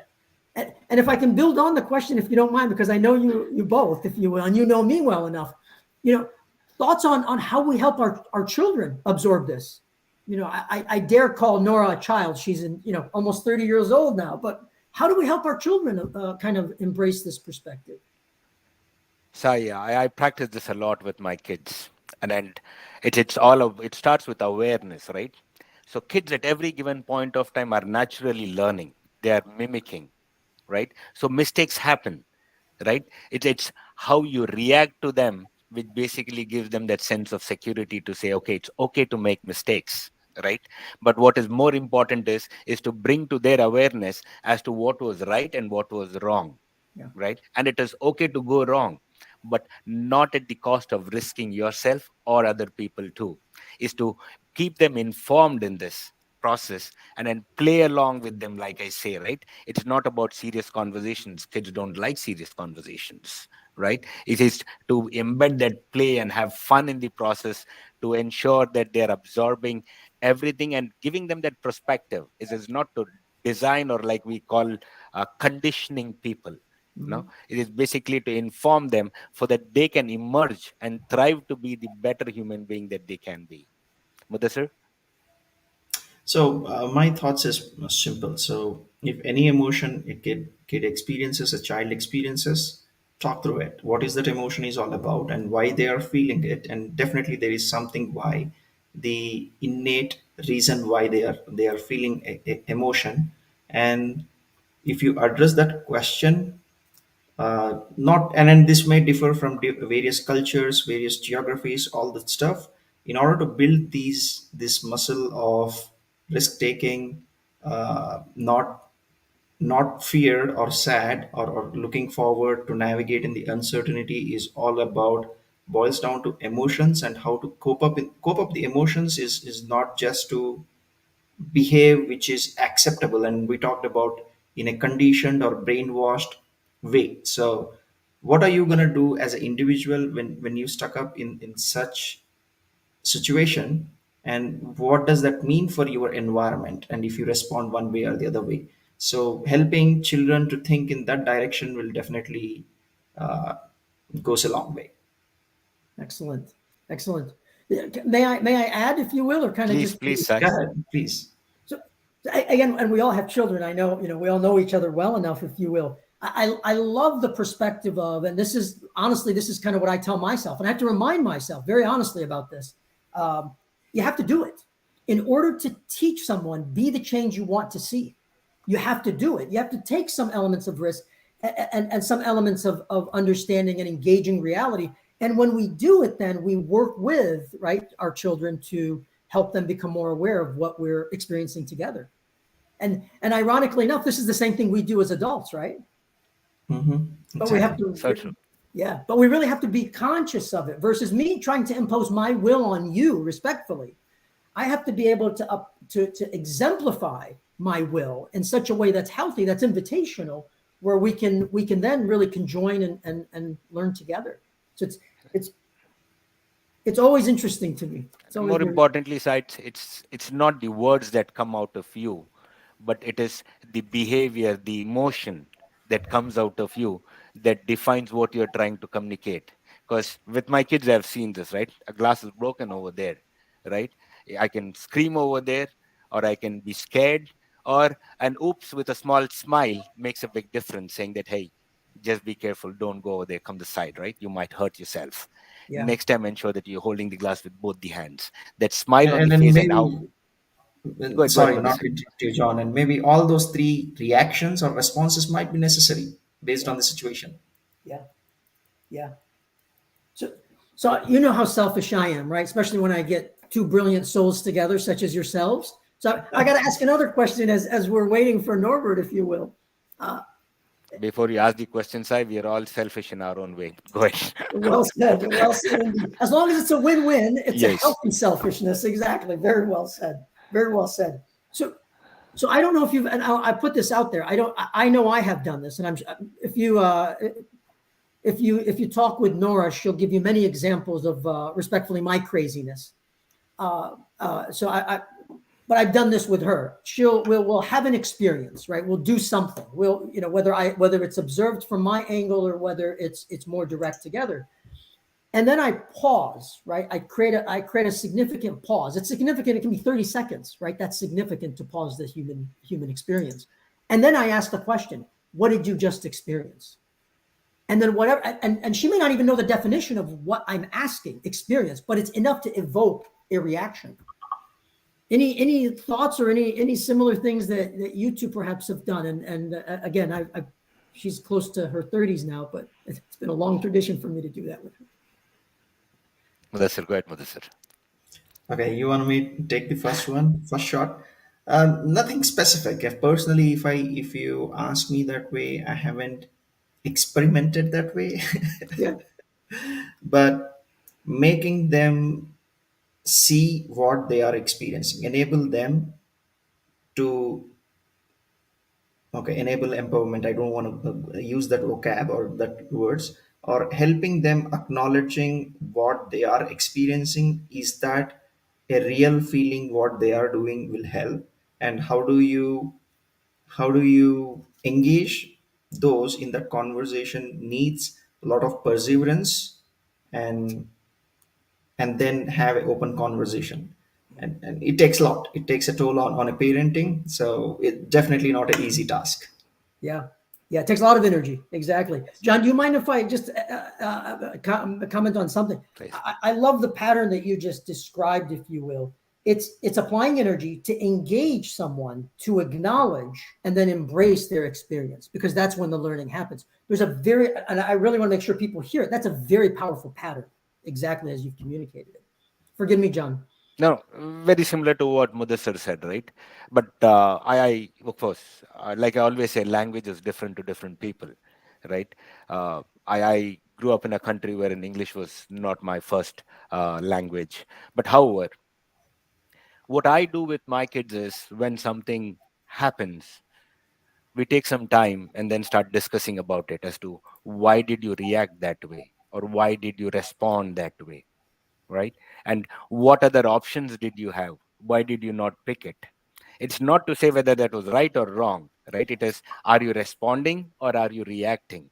Yeah. And having some conversations around it, and then giving them that perspective holistically from different dimensions, different standpoints, to say, hey, you could have done this, you could have done this, you could have done this. More importantly is to bring to their attention that they have multiple choices, right? And they can pick one of those. Either way is nothing good or bad. Everything comes with a conversation. Everything comes with consequences. As long as you're willing to accept those consequences, you should be good. And it's always trade-offs, right? You can risk, or you can act upon something, but you have to know that there's definitely going to be some consequences. As long as they are good, great. If they are not so good, still be happy about it. Think of them as learning experiences and ponder some time to say, next time when I'm responding, how do I go about it? Yeah. That's the best we can do as parents, right? It's so powerful. And then likewise, asking the why question, right? Hey, why are you experiencing that? Engaging in that kind of, and asking it from a place of true curiosity, not judgmental, is a vastly different experience. And most definitively, if I can add one other thing, and I know Norbert has joined us here, so we'll get started in a minute. Yep. We talk about learning experiences, right? Every learning is really an opportunity for adaptation and evolution, and particularly evolution. And that makes all the difference, if you will. So I really, really appreciate that. So gentlemen, if you're okay, I don't want to take any more time from Norbert and likewise, John, your conversation. So we'll kind of stop for a minute. You both know how much I love working with both of you. And I have to echo it. And this is a perfect example of why I love it so much. So thank you, John and Mudassir. Same here, likewise. Likewise, sentiments are likewise. Thank you. Thank you.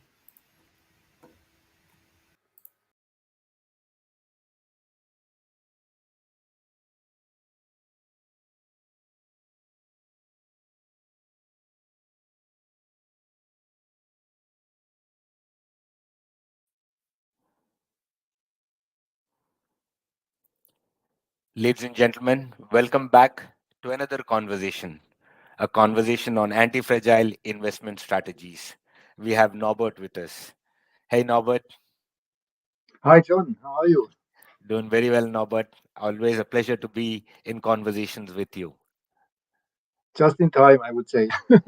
Sorry, had a busy afternoon up until No worries, now. no worries. All good, Sai, otherwise? All good, Norbert, otherwise? Yeah, fine. Everything takes the progress as I hope for. So nothing to worry, nothing to complain. No worries, no worries. No, but let's jump into the conversation. We've heard a lot about anti-fragility. Now we're talking about anti-fragility with investment strategies. Can you throw some light on this topic or set the stage for us, please? Yeah, well, maybe as most of you may have noticed, the markets are quite turbulent since the beginning of this year. After a long boom phase, yeah, since 2009, the markets basically have one direction going up, with a short interruption beginning of 2020 when the Corona crisis started. But this was just a few months, and then it went up and up again in an incredible pace. Yeah, this was not sound anymore. Yeah, of course, due to a high quantitative easing, printing money from most of the central banks worldwide. But this is a typical situation at the end of a cycle. Yeah, it's completely overshooting, and people may think we have another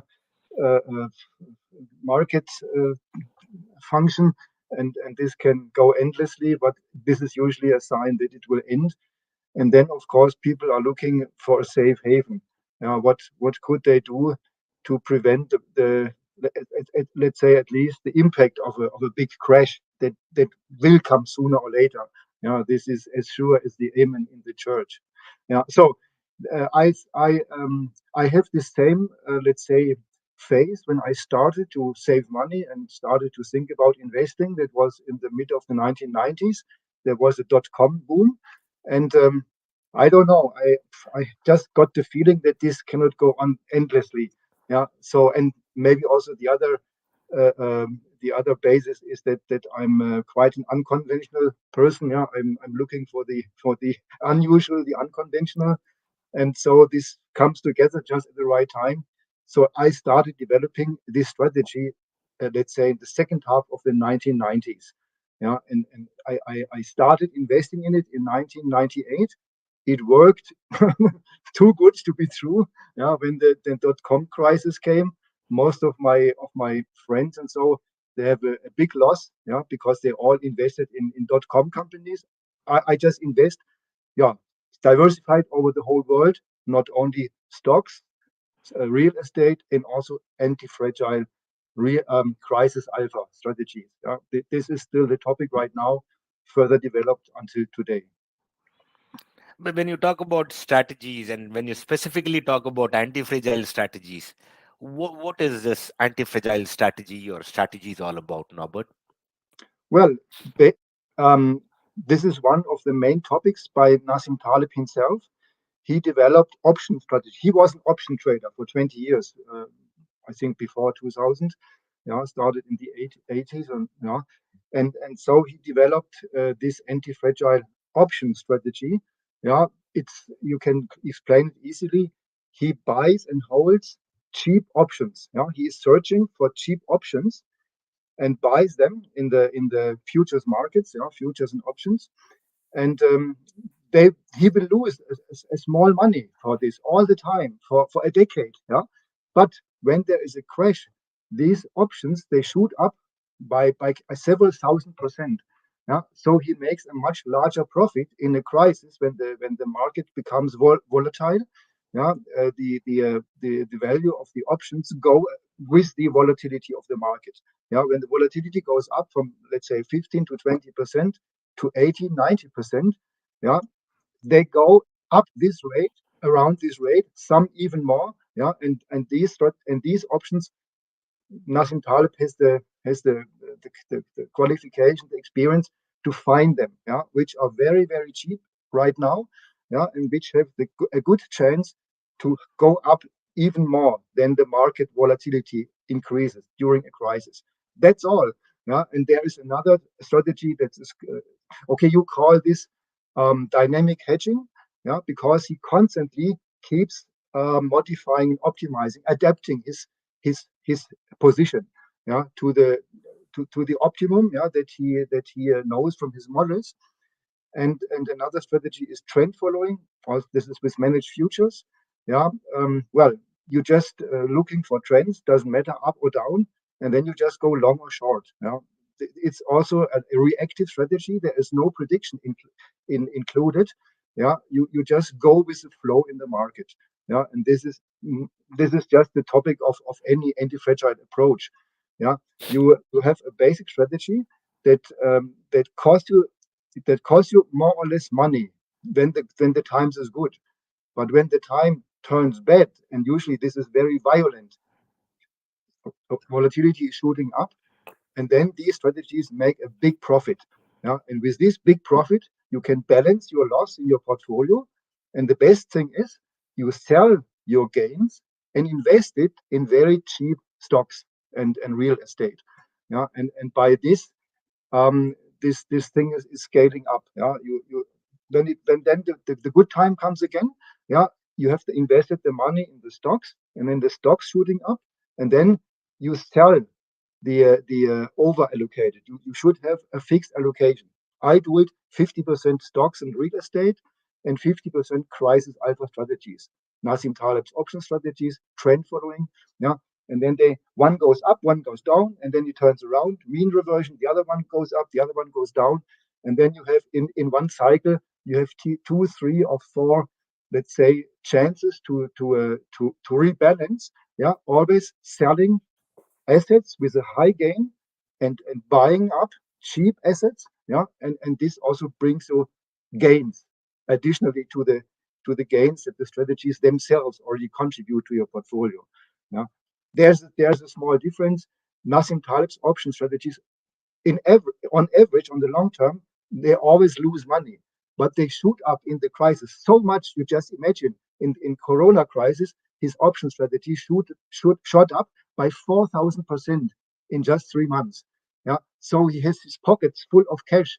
Yeah, and then he goes shopping, to pick up the cheap stocks, which just crashed, and this will give a high contribution to the return of the complete portfolio, even though this single strategy is always losing money, except when there is a crash, and then it provides such a huge amount of money, so you need just 2 or 3% in your portfolio, and then you can reduce or even overcompensate the loss in your portfolio, and have an increase of return and the reduction of the volatility of your complete portfolio.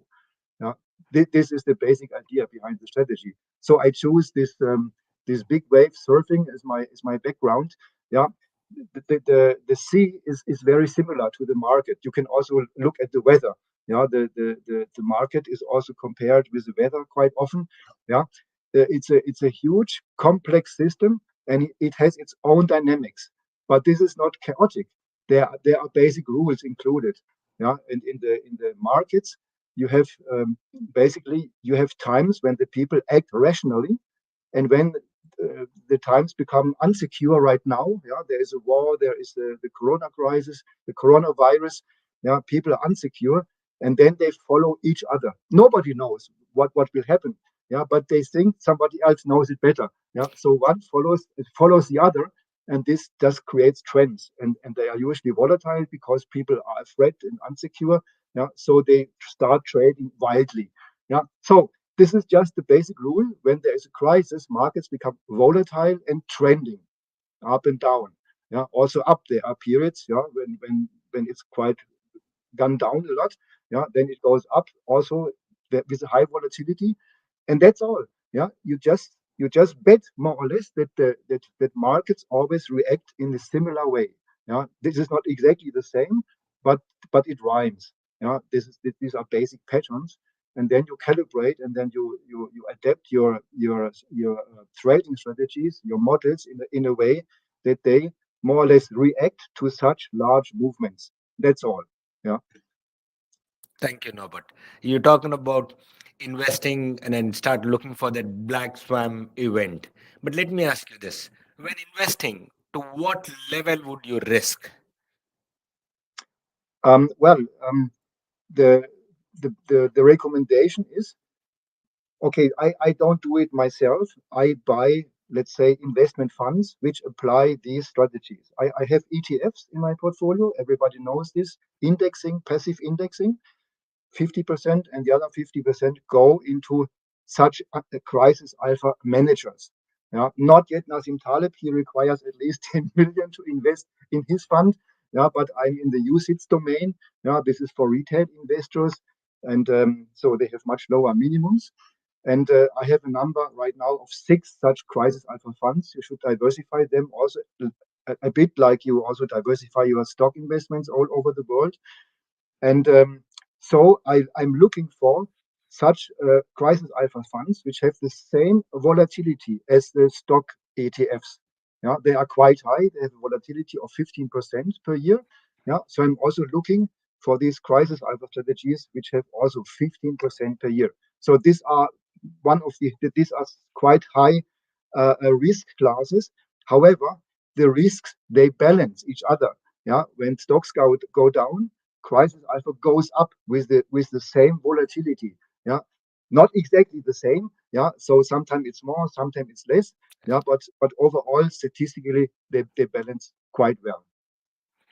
Now, but knowing that the markets are highly volatile today, so uncertain as it can be, what practical advice do you have for us?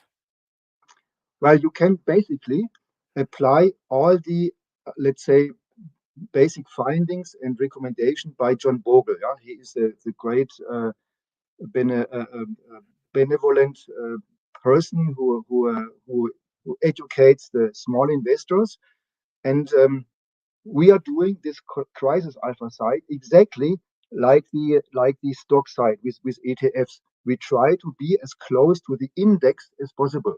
Yeah, there is a trend following index. Societe Generale is a SG trend index, and there is a long volatility index by a CBOE, Eureka Hedge, and we try to select these crisis alpha funds as highly correlated to these basic indices. Yeah, they can be considered, these crisis alpha funds, as single stocks. Yeah, not stock funds or ETFs. You have to do the diversification yourself.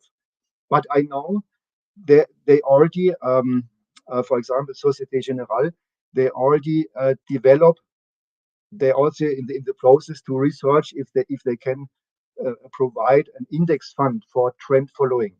So I'm looking forward. It is very similar to the situation in the 1990s, at least in Europe. We didn't have these index funds and ETFs at that time. So I was also diversifying my stock investments over several stock funds. But also I have single stocks. And try to diversify them as best as I could. And then in the beginning of the 2000 years, index funds and ETFs came on the market in Germany, where I live.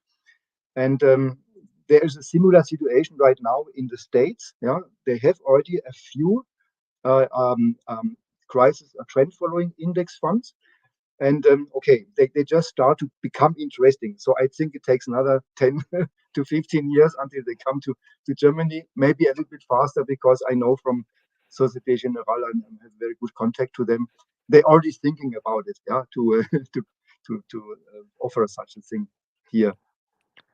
No, but thank you so much. I wish we had more time, right? Yeah, Looking always, forward for always. many more conversations. Until then, take care. Bye-bye. Yeah, thanks for the chance here to offer my ideas. Have a Thank you, good Norbert. afternoon. Bye-bye. Bye-bye.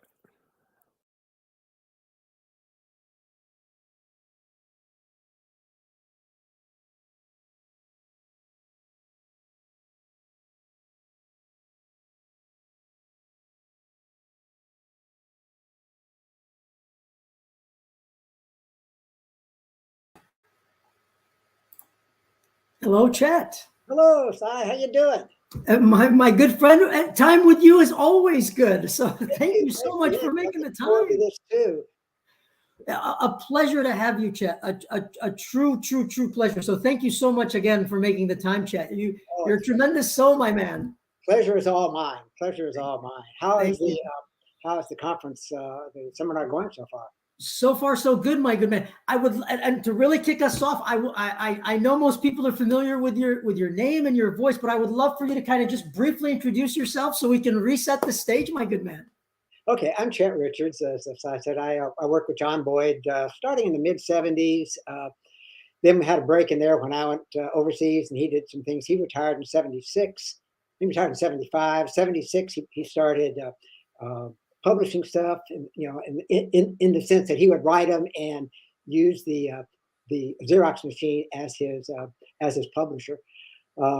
And with destruction and creation, then I get involved more heavily with when I got back into Washington in the mid '80s, and was quite heavily involved in Conceptual Spiral. Came out in '92, and of course his final briefing, 1994-95, The Essence of Winning and Losing, where he actually had his famous OODA loop sketch. So that's kind of my association with John. He was, as those of you who have read Corum's book, and I'm sure most of your audience has, know he was quite an individual. He was exactly the way Robert described him. So it was, needless to say, a rare opportunity to have known him in person. Most definitely. Truly a brilliant mind, a brilliant soul, and a beautiful mind. And likewise, Chet, yourself and Certain to Win. I know your book, if you will, I use it readily, quite honestly, with executives and what have you. And it really, really helps communicate. Well, thank you. It means a lot to know that something that you wrote actually does help people. So thank you very much. You're most, Chet, I'm being very, very blunt about this. There isn't a single client I've worked with that doesn't know your name, as well as Boyd's, and as well as the book that you've produced, as well as Boyd's work. So thank you, my good man. Oh, you're very welcome. Certainly my pleasure. So kind of, I know you've got a bit of a presentation to walk us through. Would you like to start there and kind of guide us through that, and then perhaps I can ask questions as we go, Chad? Let me give it a little bit of sort of an intro. I had heard of the notion of antifragility. Of course, years ago, I guess Talib's book came out in 2014, but really hadn't paid too much in, off doing other things, being retired, worried about getting my swimming and triathloning technique up, important stuff, things I had neglected for the previous 70 years. And so it wasn't really until you contacted me that I started looking into it seriously, read Talib's book, watched a number of his YouTube videos, watched the famous video with him and Daniel Kahneman, where they're talking back and forth. And the more I got into it, the more it seemed like that we're seeing kind of parallel minds at work here. I don't know what John would have thought about Talib. I really, you just don't know. You get these very creative, but also very strong personalities. You don't know if they're going to mesh or if they're going to collide. But looking from the outside, I saw so much of what they were saying, basically the same thing, but coming at it from different ways. Yes. That I thought it would be really, really fun to talk about it today with you all. So definitely. Do you mind if I chime in, Chad? Because just to add on to what you're describing, because to be very blunt again and honest about it, agility, resilience, and anti-fragility are almost inseparable, exactly to your point, because they are brilliant ideas that are put into practice. And when we put these things into practice, the impact, the human positive impact, can be tremendous, and the societal impact. So thank you for mentioning that, Chad. Agree totally. Now, the thing people need to understand about John is the only problem that he really addressed head on was human conflict, both individuals, but more important, that organizations that are in conflict. And if you pop up the first chart that I sent you there, this is how he defined conflict. It's essentially a 0-1 situation where, to quote Cersei Lannister, if you lose, you die, or certainly bad things are going to happen to you. That last implication down there, he got quite a bit away from that later on in life. But I think he wanted to make a really strong point of him that conflict is with us always, whether we wanted to be nice if it wasn't, but it's just in the nature of things that conflict is going to arise. So if conflict is going to arise, then the question is, what do we do about it? There may be some times that you can deconflict, solve it by a negotiation, and that's great. Boyd actually talks about that a little bit later in Patterns of Conflict, about charts 142, 143, 144, when he has his theme for thriving and growth, and where he specifically mentions, yeah, these are good things to do, but there may be times when you can't negotiate your way out of it. Internal dynamics within one of the sides may make negotiation impossible. If the leaders, for example, of one of the organizations is demonstrating how tough they are to their own constituency, then it may not be possible to negotiate with them. So there may come times when you can't negotiate. And so his question is, okay, if you find yourself in one of these situations, what do you do to ensure that you win? In other words, you're able to achieve your objectives, even if it has to come at the expense of the other side. So if you go to the second chart here, and now it says, in order to win, forget about the faster temporal rhythm right now. That's important, but only really in certain types of conflict. He said, or better yet, get inside the adversary's OODA loop. Notice he doesn't define it. He just makes it here as an undefined term. But look at the second one. He says, such activity will make us appear ambiguous, thereby generate confusion and disorder. All right, what's the subtitle of Talib's book? Things that profit from disorder. Well, if you can profit from disorder, then you can profit from generating disorder. Yep. In fact, it's even more important than that. If you're set up so that you can profit from disorder, and Talib talks about this, then you may not be able to profit or succeed unless there is. If it's too much order, you may not be able to to achieve your objectives. You may have to basically at that point kind of step back and just sort of watch, play the short-term game. So what Boyd is saying here is, if you find yourself in one of these situations and you can profit from disorder, then you have it in your best interest to create that disorder in the first place. And so that's basically what his whole idea of operating inside the OODA loops, and essentially what Patterns of Conflict is all about. I've got another chart coming up next that will. And Chet, if I can interrupt you ever so quickly, as we're on this slide, if you will, too much order will actually suffocate you. Oh, absolutely. And that, it's really profound wisdom through the ages, exactly as Boyd and Talib likewise. And in practice, truly, people will suffocate you. Exactly. And so and this situation occurs quite often in military conflict where one side will dig in. Yeah. And the other side, in order to succeed, has got to figure out some way to break that stalemate. They really didn't do it in World War I. It essentially the Battle of Exhaustion. The Germans tried in the Spring Offensive in March 1918, and they succeeded in penetrating, but it wasn't successful. Yeah. And so what you see here in Boyd's impression of the Blitzkrieg is that if you look at it closely, these routes can't be planned in advance. That's another thing that Talib is very strong on. You have an overall scheme you see from the three axes here, and the three is fairly common in maneuver warfare. It doesn't have to be three. It has to be more than one, because one can be blocked too easily. But if you look at why are they zigging and zagging back and forth, and the answer is in this box that just popped up, what Talib calls opportunism and optionality. At each point in here, they have an option, not to keep banging their head into a prepared defense, but to go around it, perhaps to penetrate it. You can see in some of these places down here, there's envelopment going on, there's surrounding. My only problem with this chart is that the way Boyd drew it, it always seems like it's the middle path that's the one that breaks through. Whereas, of course, in actuality, it could be any one of the three. All three get blocked over here. Then hopefully one of the ones on the side keeps going. But things are being developed, what Talib called by trial and error. But it's a unique type of trial. It's trial and error with your brain working. It's not just running around like a chicken with your head cut off. You're learning. And it's not really trial, it's more like trial and experience. And you're learning from that experience. And now the fast tempo is coming in. And you can see the operating inside the OODA loop here. If the other side is really thinking quickly, they can start chopping off these little arrows that have gone, because they're very small. And they're very vulnerable to attack if the other side can form a coherent picture of what's going on.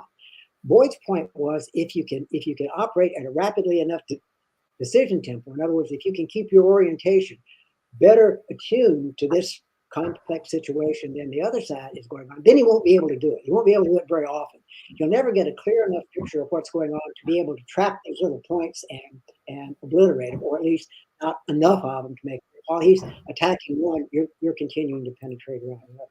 But the situation is being developed organically as it goes along. So although you have an overall plan, it's really a bottoms up. You know, Taleb's real big on bottoms up. So is Boyd. That's two things where they're just like that. But it's bottoms up within an overall scheme that accomplishes the purpose of the mission. Eventually, one of these guys is going to accomplish what it is you're trying to do. Destroy an enemy force, perhaps. Although we don't talk about taking terrain, you obviously do take terrain. You may need to take an enemy airfield or an important crossroads or something that you're trying to accomplish. So you have an overall scheme, but you can't plan it out in advance. There is a lot of planning going on, of course. There's logistics. You're making sure that you have ways for supplies to get up to these people. You're planning how you're going to communicate in an environment where the other side is trying to jam your communications, for example. So there is a lot of thought that goes into it. But once the action starts, it's more like a soccer match or a basketball game than it is, set plays where you're deciding exactly what you're going to do. Then you try to do it. It's the thing gets going very fluid, and then you exploit that fluidity better than the other side. In other words, you thrive on disorder better than the other side. So that's what this chart's supposed to go here. But to make it work, the side with the yellow things has to have a clearer picture of what's going on than the other side does at all times, and that's what the notion of operating inside the OODA is. So excellent. And Chad, before we leave this slide, if you don't mind, if I can just kind of echo a few things and have your perspective on it, because I think you've really exemplified the importance of working in between order and disorder. So that's very crucial, not simply to default to pure order, whatever that may mean for someone, or pure disorder. There is an in-between to be seized. And I thank you, you're nodding your head. And I love the way that you expressed our options and experiments, especially in a planning portion. I'll say options or experiments can be in the mind. We don't have to necessarily go out there and do something. They can be thought experiments, if you will, very much like Einstein. And then likewise, we can move forward on the field. Yeah, Boyd was very big on thought experiments. I guess perhaps influenced by Einstein, but he always regarded the results of those thought experiments are hypotheses until you actually test them out. Again, another thing he has in common with Taleb, until you actually act, until you actually have skin in the game, until you actually put something on the ground, then it's just an intention, a hypothesis, a hope, something like that. But you have to kind of have that to then go out and test it. And you make a good point. You have to have this top down and bottoms up. For the thing is, why three of these? Well, that's the top down part. Somebody decided, okay, we're going to tackle on three axes. They had to arrange the logistics coming up from the bottom to support these three axes. There had to be people going forward with this that are communicating back to the commander what's going on. And so all of that is top down, but the actual execution, the zigging, the zagging, the blocking, for example, these people are always pushing forward, but it may be that at times if they run across really serious resistance, the thing to do is to try to hold them in place, to engage them and try to tie them down. Again, a very important, that decision would be made by the little points of the spear there. It would be communicated back, and that would get into the commander's overall scheme of the action of whether or not he reinforces that series of arrows or goes somewhere else or allocates more fire support to them or something. So it's a balance between top down and bottom up. Top down is strategic. They sort of figure out what it is we're going to do, and the hope and the general scheme. The how to do it is bottoms up. Exactly. And I there's two other things that you've called out, which I think are very crucial, quite honestly. And I just again want to emphasize them and echo them as we're going through the slides. The top down, bottom up can't be avoided. If you yield to one side and try to think you're circumventing that tension, you will lose. Fundamentally, you need that tension to generate energy to move us forward. That bottom up and top down. I was reading a paper by somebody who talked about how a company had decided that they were going to totally get rid of top down, and so they reorganized into several thousand little independent units. And I said, okay, that's great. how do you know that those little independent units doing their own self-orient are actually going to accomplish, going to produce a product that the customer wants to buy? How would you design a car, for example? There has to be some thing so that when they do all this activity, what emerges is a car somebody wants to buy at a price that they want to pay, and that's the top-down function. Obviously, the actual doing of it is the bottoms up, and both are necessary. Go to the top of the next chart here. There's a few words that I think, well, this is one of the few places where he almost kind of defines what operate inside the OODA loop actually means. Observe, orient, decide, and act. Notice he didn't say observe, then orient, then decide, then act. Whereas you're doing all four more inconspicuously, more quickly, and with more irregularity. All this stuff is going on. Or put it now, he's saying if you can do all this stuff, if you go to the next chart, if you can do all of this good stuff, then you can generate uncertainty, confusion, disorder, panic, chaos, and all that. In other words, his idea is that by operating inside the loop, by doing these sorts of things, you can generate the very uncertainty and disorder that you need then in order to, and if you go up the line here, you can see the sorts of things that he wants to do. Probe and test, employ a variety of measures. Now, the third one is really interesting. Select the initiative that is least expected. And that's where this notion of fingerspitzengefühl, really understanding the situation, you and the opponent, because you have to kind of read the opponent's minds to try to figure out what it is they'll expect. That comes from your experience, from working with them, can come from spies if you happen to have them, can come from signals intelligence perhaps. But whatever, if you can figure out what it is that they think you're going to do, then pretend to do that and but actually go do something else. And then exploit that before the other side catches on. That's the whole idea of operating inside the OODA loop, is that you exploit before the fog of war clears in the other side's brain, and then by the time he figures out what you're doing something else. And if you can see, if you do that over and over and over again, you can generate what's in that white box. So things that can thrive on disorder. So I started, seeing these parallels, and that more than just parallels. Boyd and Taleb were basically saying the same thing, but coming at it from different directions. Taleb, of course, around as a financier and as a pit guy, trading options, and then going on from there. And Boyd in generally a military conflict. So that's the kind of the whole idea. So then the only question now comes: how do you actually put together an organization that can do it? Interesting fact, and I don't know if I remember if I put this in certain one or not, but it's a very important point. At the start of World War II, all three of the main players, Britain, France, Germany, and for that matter, the US, which wasn't even in it yet, but all three of the main players had the same basic overall published doctrine. For people that are interested more on that, Martin Van Crevel's book, Military Power, Fighting Power is the name of Van Crevel's book, documents that. The trick is only the Germans had put together an organization that could actually do it. And so the question is, what did they do? What was the essence of their organization that allowed them to generate and then thrive on disorder? And if you go to the next chart, here's a one sentence answer to that. We have to make intuitive within ourselves those many practices that we need to meet the exigencies, of course, meaning things that can't be predicted in advance.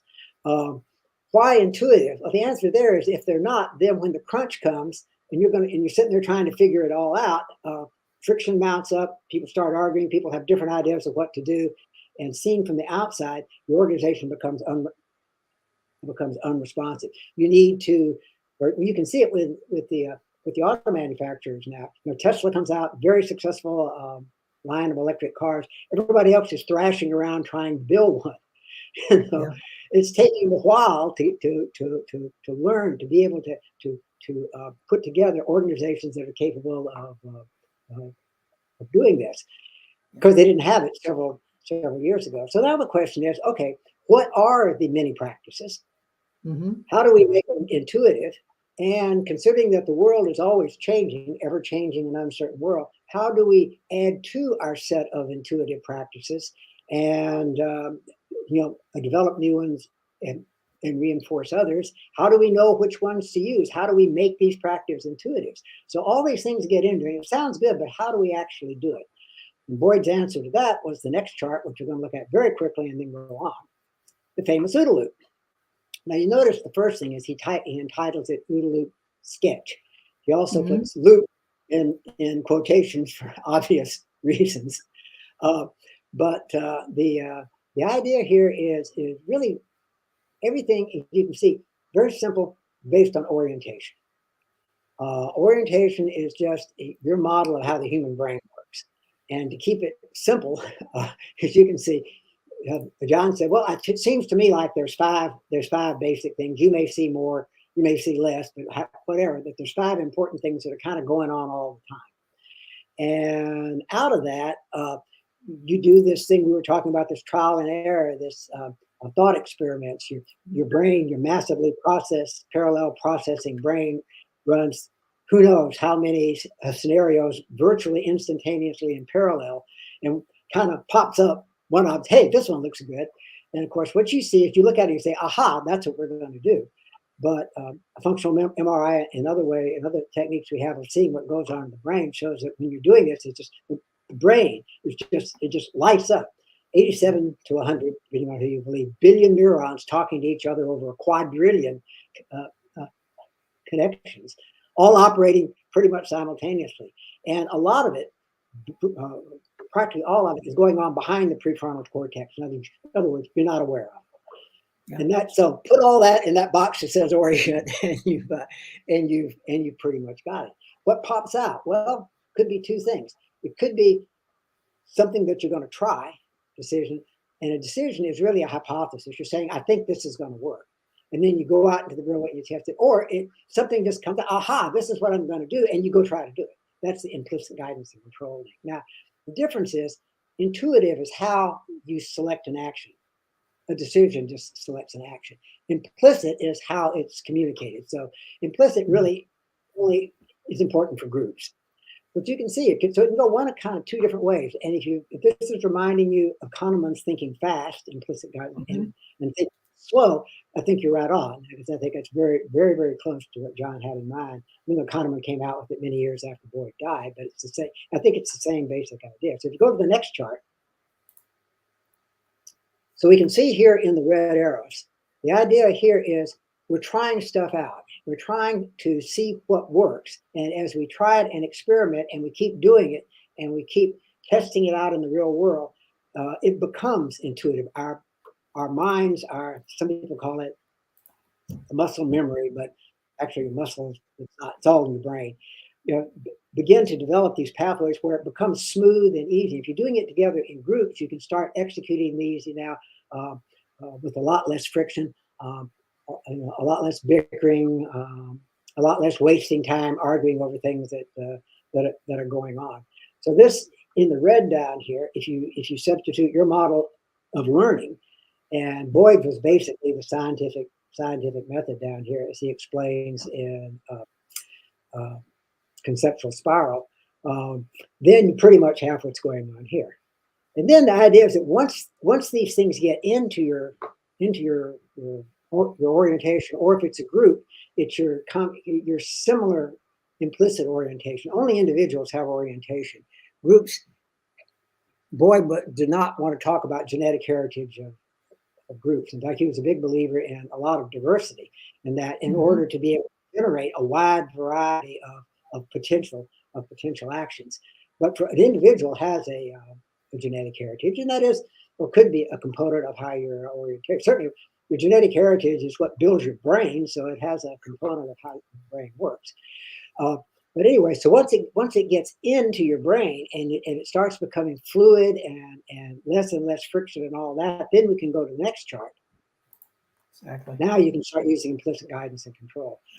Some reports I've had from people that use this out in the field say it can be as much as 100 times faster.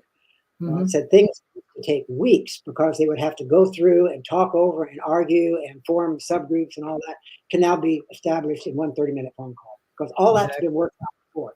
And he said when it works, it's really and truly amazing. In the military, of course, they talk about the same thing. So, but you can't do that unless you've had that red loop working. The thinking slow loop, working, testing, trial and error out in the real world. And I think Taleb's notion of skin in the game is so important, because that means it's your orientation that's now being reprogrammed. You're not just watching it; you're being reprogrammed by using it, and that's really, human beings can learn a lot from watching with other people. But to really make this work, you've got to do it yourself over some period of time. And so when you put them both together, at the last chart here, I think it's the last chart. Yep, you got it. But the last part is they both work at the same time. If you're really working fast and furious, then it's primarily the upper loop above. But you're still learning from it. Somebody should still be taking notes, even that in that 30-minute meeting, should be documenting what you did so that you can have a record to see how it worked. If you're in the red loop, it's absolutely important to keep documentation, because if you're going to do the scientific method, you have to have an explicit hypothesis to test. Toyota Production System is very, very firm on that point. They have what they call standard work, which is created by the teams themselves, but it documents exactly what they think right now the best way to run their shop is. As they come up with improvements, of course, they can make changes to the standard work. But you have to have that baseline to work from. And so very, very important that your hypothesis be explicit, whereas when you're able to operate via the implicit guide and control, then most of your guidance is implicit. It can be just a nod of a head, a raise of an eyebrow, a smile, a few words, that sort of thing that gets you going. So that's basically where the OODA loop comes into anti-fragility, is it's via the OODA loop that you can create these organizations that can operate inside other organizations' OODA loops, inside the customer's OODA loops, which is Boyd's implementation of the antifragility concept. So in a long thing, that's kind of how you, at least how I see, you can take Boyd's OODA loop concept, and it fits very, very neatly into the antifragility framework. Yeah. For organizations that are primarily concerned with conflict. Business, of course, being a form of conflict. Yeah. And so anyway, that's basically my pitch. Do you have any thoughts or questions or anything? Definitely. Are you okay if I summarize a few points? I kind of just put them out there, and would love to get kind of your perspective as well. If you're okay on time for a little bit longer, if you don't mind, Chad. Excellent. I think there's a few things that are very, very key, quite honestly, that you've called out. In particular, there is a direct connection between agility, resilience, and anti-fragility. And I say agility and very crucial. And to be very honest about it, if you will, when Taleb's book came out in 2013, I think around that time frame, if you will, my book actually came out in 2016, if you will, which referenced your book and actually referenced Boyd, connecting agility and anti-fragility. So, and we've been using it. So, I mean, it's great to hear your voice echoing the same kind of thing, that they are. And if people tell me, let's talk about agility. I'm not in their face, but they are connected. That's very crucial. So there's greater power together in those concepts than separate. So that's one key takeaway. And I love that you're likewise nodding your head and gesturing. The other key thing is, and I love the way, I'm sorry, please chime in, Chet. Yeah. No, go right ahead. Go ahead. You're taking the words right out of my mouth. So please go on. You're very kind. My good friend, I could never take words out of your mouth. You have far too much wisdom to share, my good man. So the other key thing, which is very crucial, is being in touch with reality. Going from, and this is what we sometimes see in organizations, they lock up in the thought experiment, never action it, never making that leap. So very crucial as that is, all the way. It's great to have great intentions, right? But you got to action them, and that's crucial. And then the other, and there's so many things I can call out, quite honestly, but one of the big pieces that I really want your thoughts on and people to hear, if you will, the bridge between the explicit and the implicit, and a true test, if we've truly made it and activated them together, is skin in the game. Because those that don't have skin in the game will not make that leap. So it's such a crucial concept. It took me a long time to really understand that. In fact, I think the way that you just explained it kind of crystallizes everything. Because if you are acting, if you're one running through this complex loop, once you act, by definition, you have skin in the game. If you don't go through that point, then you're navel gazing. Boyd call that navel gazing. He said, if you want to do it, that's fine, but somebody's going to come along and chop your head off, which of course actually happened in the period of Japanese unification, pre-shogunate, when I think it was Obu Nobunaga did have problems with some of the Buddhist thing that he thought was opposing him. They were sitting there meditating away, and he literally came across and chopped their heads off. So literally, that actually happened. Yeah. So not what Boyd was in mind. So yeah, skin in the game is really what drives the whole thing. Yeah. Yeah. So, I mean, and I know you and I have communicated over the years trying to reconnect and what have you, if you will. And so it's great to hear kind of exactly we're echoing the same thing, and the power of truly the OODA loop and the power of skin in the game and agility and anti-fragility to be such a game changer for individuals, groups, teams, and organizations in how we deal with a disruptive world. Yeah, and in organizations, one thing I have noticed is organizations that do run this along these lines that implement something like Boyd's Blitzkrieg climate, fast climate, something like that, are just more fun to work in. They're high energy, they're collaborative, people are supporting each other, they're using their creativity and initiative all the time. They have agency to solve the problems within their lanes. Are just wonderful places to work. Yeah. And they agility, resilience, and anti-fragility. So and they're alive. Exactly. I mean, in my book, I call that being alive. Organizations, people experience aliveness and really are that much in reality versus being less alive and not embracing reality. So definitively.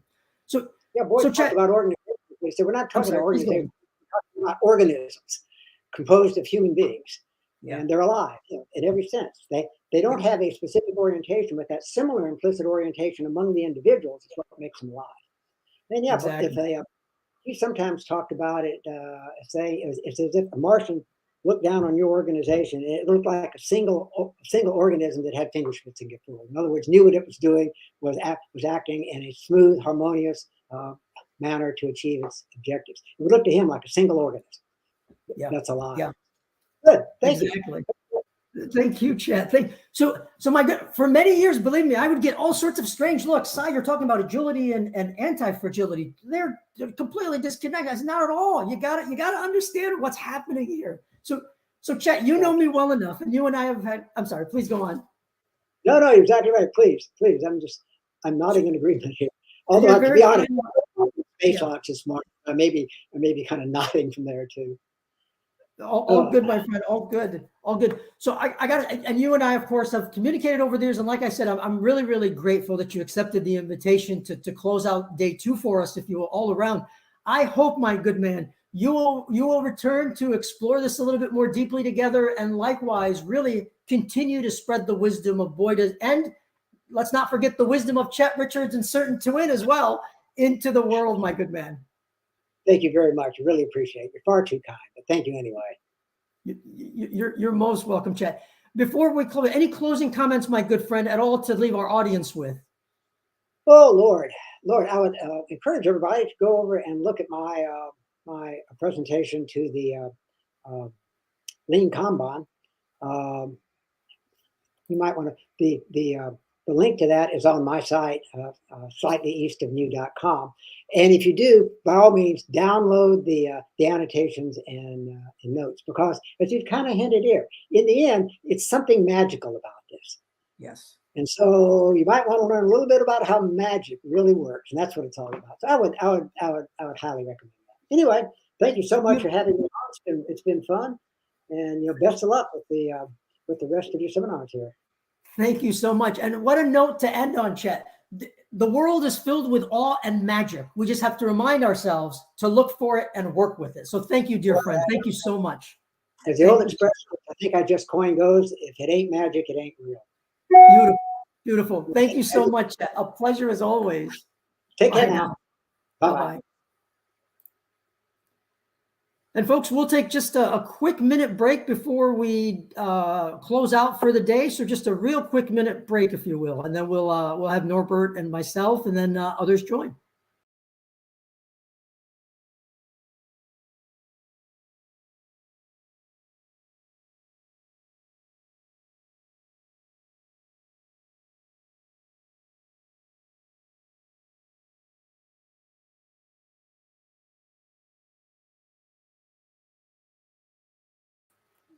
Norbert, Hi, hi.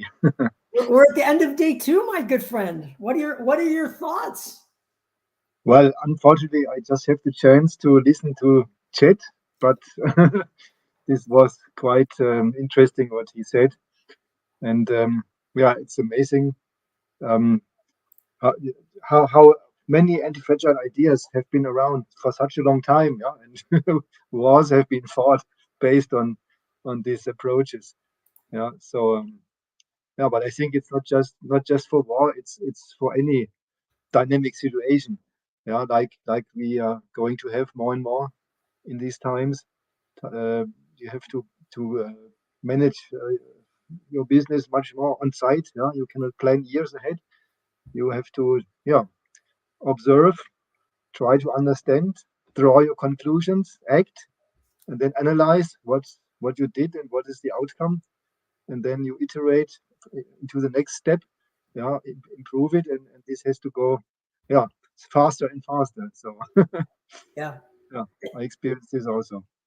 Excellent, excellent. And I think one of the key things that, as you and I met each other, and, I emphasized all the way from our conversations from this morning around risk and ecosystems to Chet's conversation on Boyd and agility. I always emphasized, and I remember you asking me questions, if you will, the importance of agility and resilience and anti-fragility. They are so connected, to be very blunt about it. If you try to separate them, then you're doing yourself a disservice.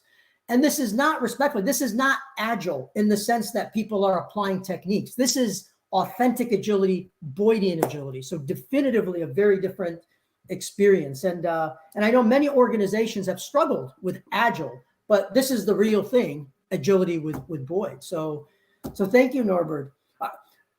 Any thoughts, Norbert, or are you okay with me inviting John and Mudasir into the conversation as they participated? Sure. No, I just want to also confirm and underline your point. Any methodology is no use if you apply it alone by Exactly. itself. You always have to have a holistic view on your situation, on whatever you are doing. Yeah, and you can have put maybe a few aspects you put center stage, like it should be in a human way. Help other humans, help them doing their business, and take care that it is sustainable. Yeah, that it can that you do whatever is for the long term. Yeah, with all stakeholders. Yeah, so you bring in so many aspects. Yeah, that you will notice right away. One methodology, one approach is by far not enough.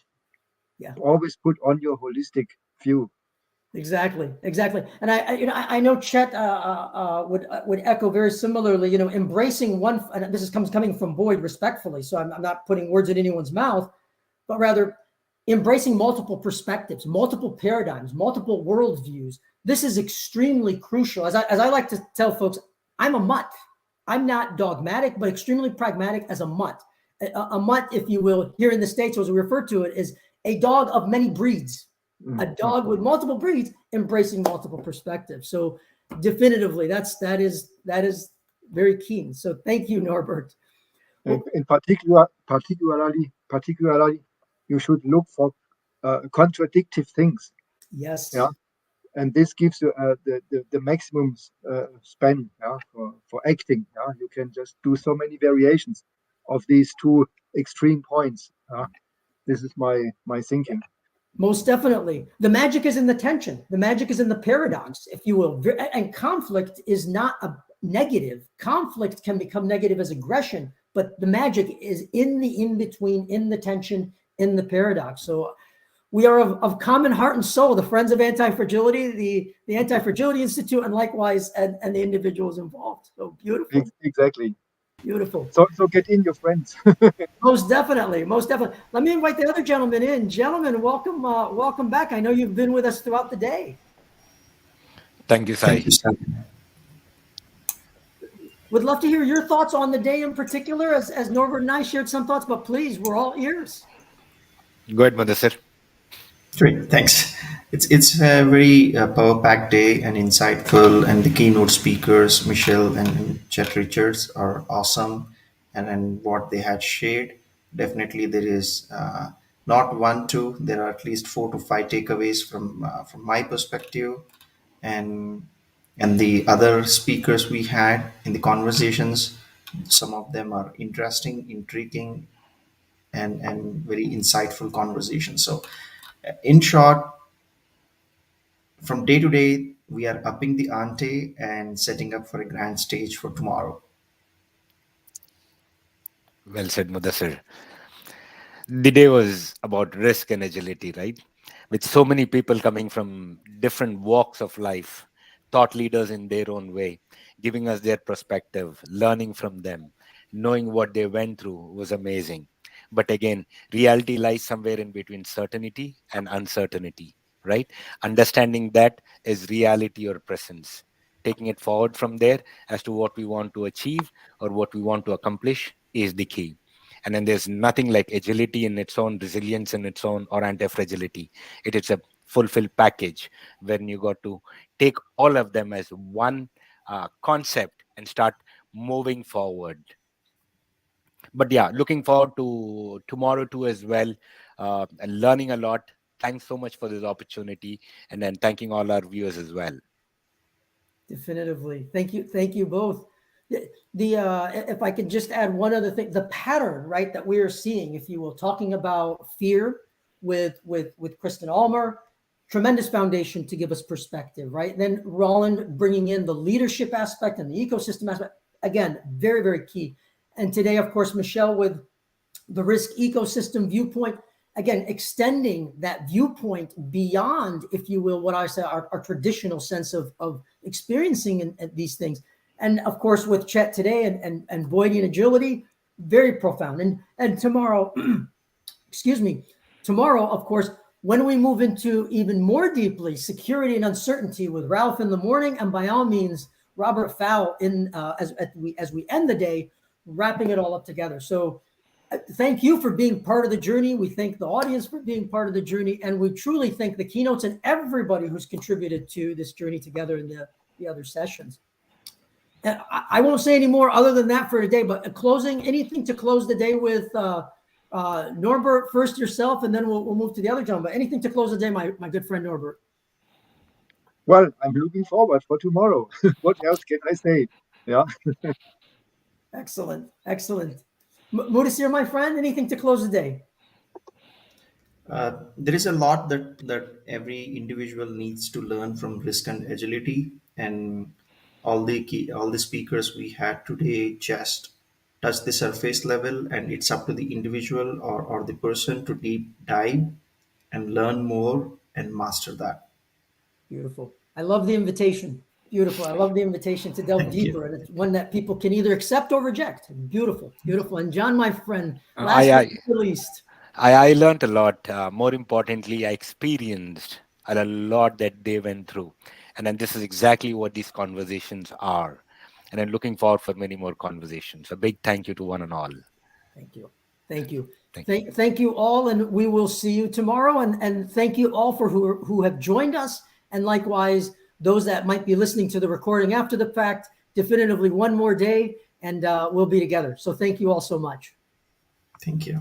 Thanks, everyone. Thank you.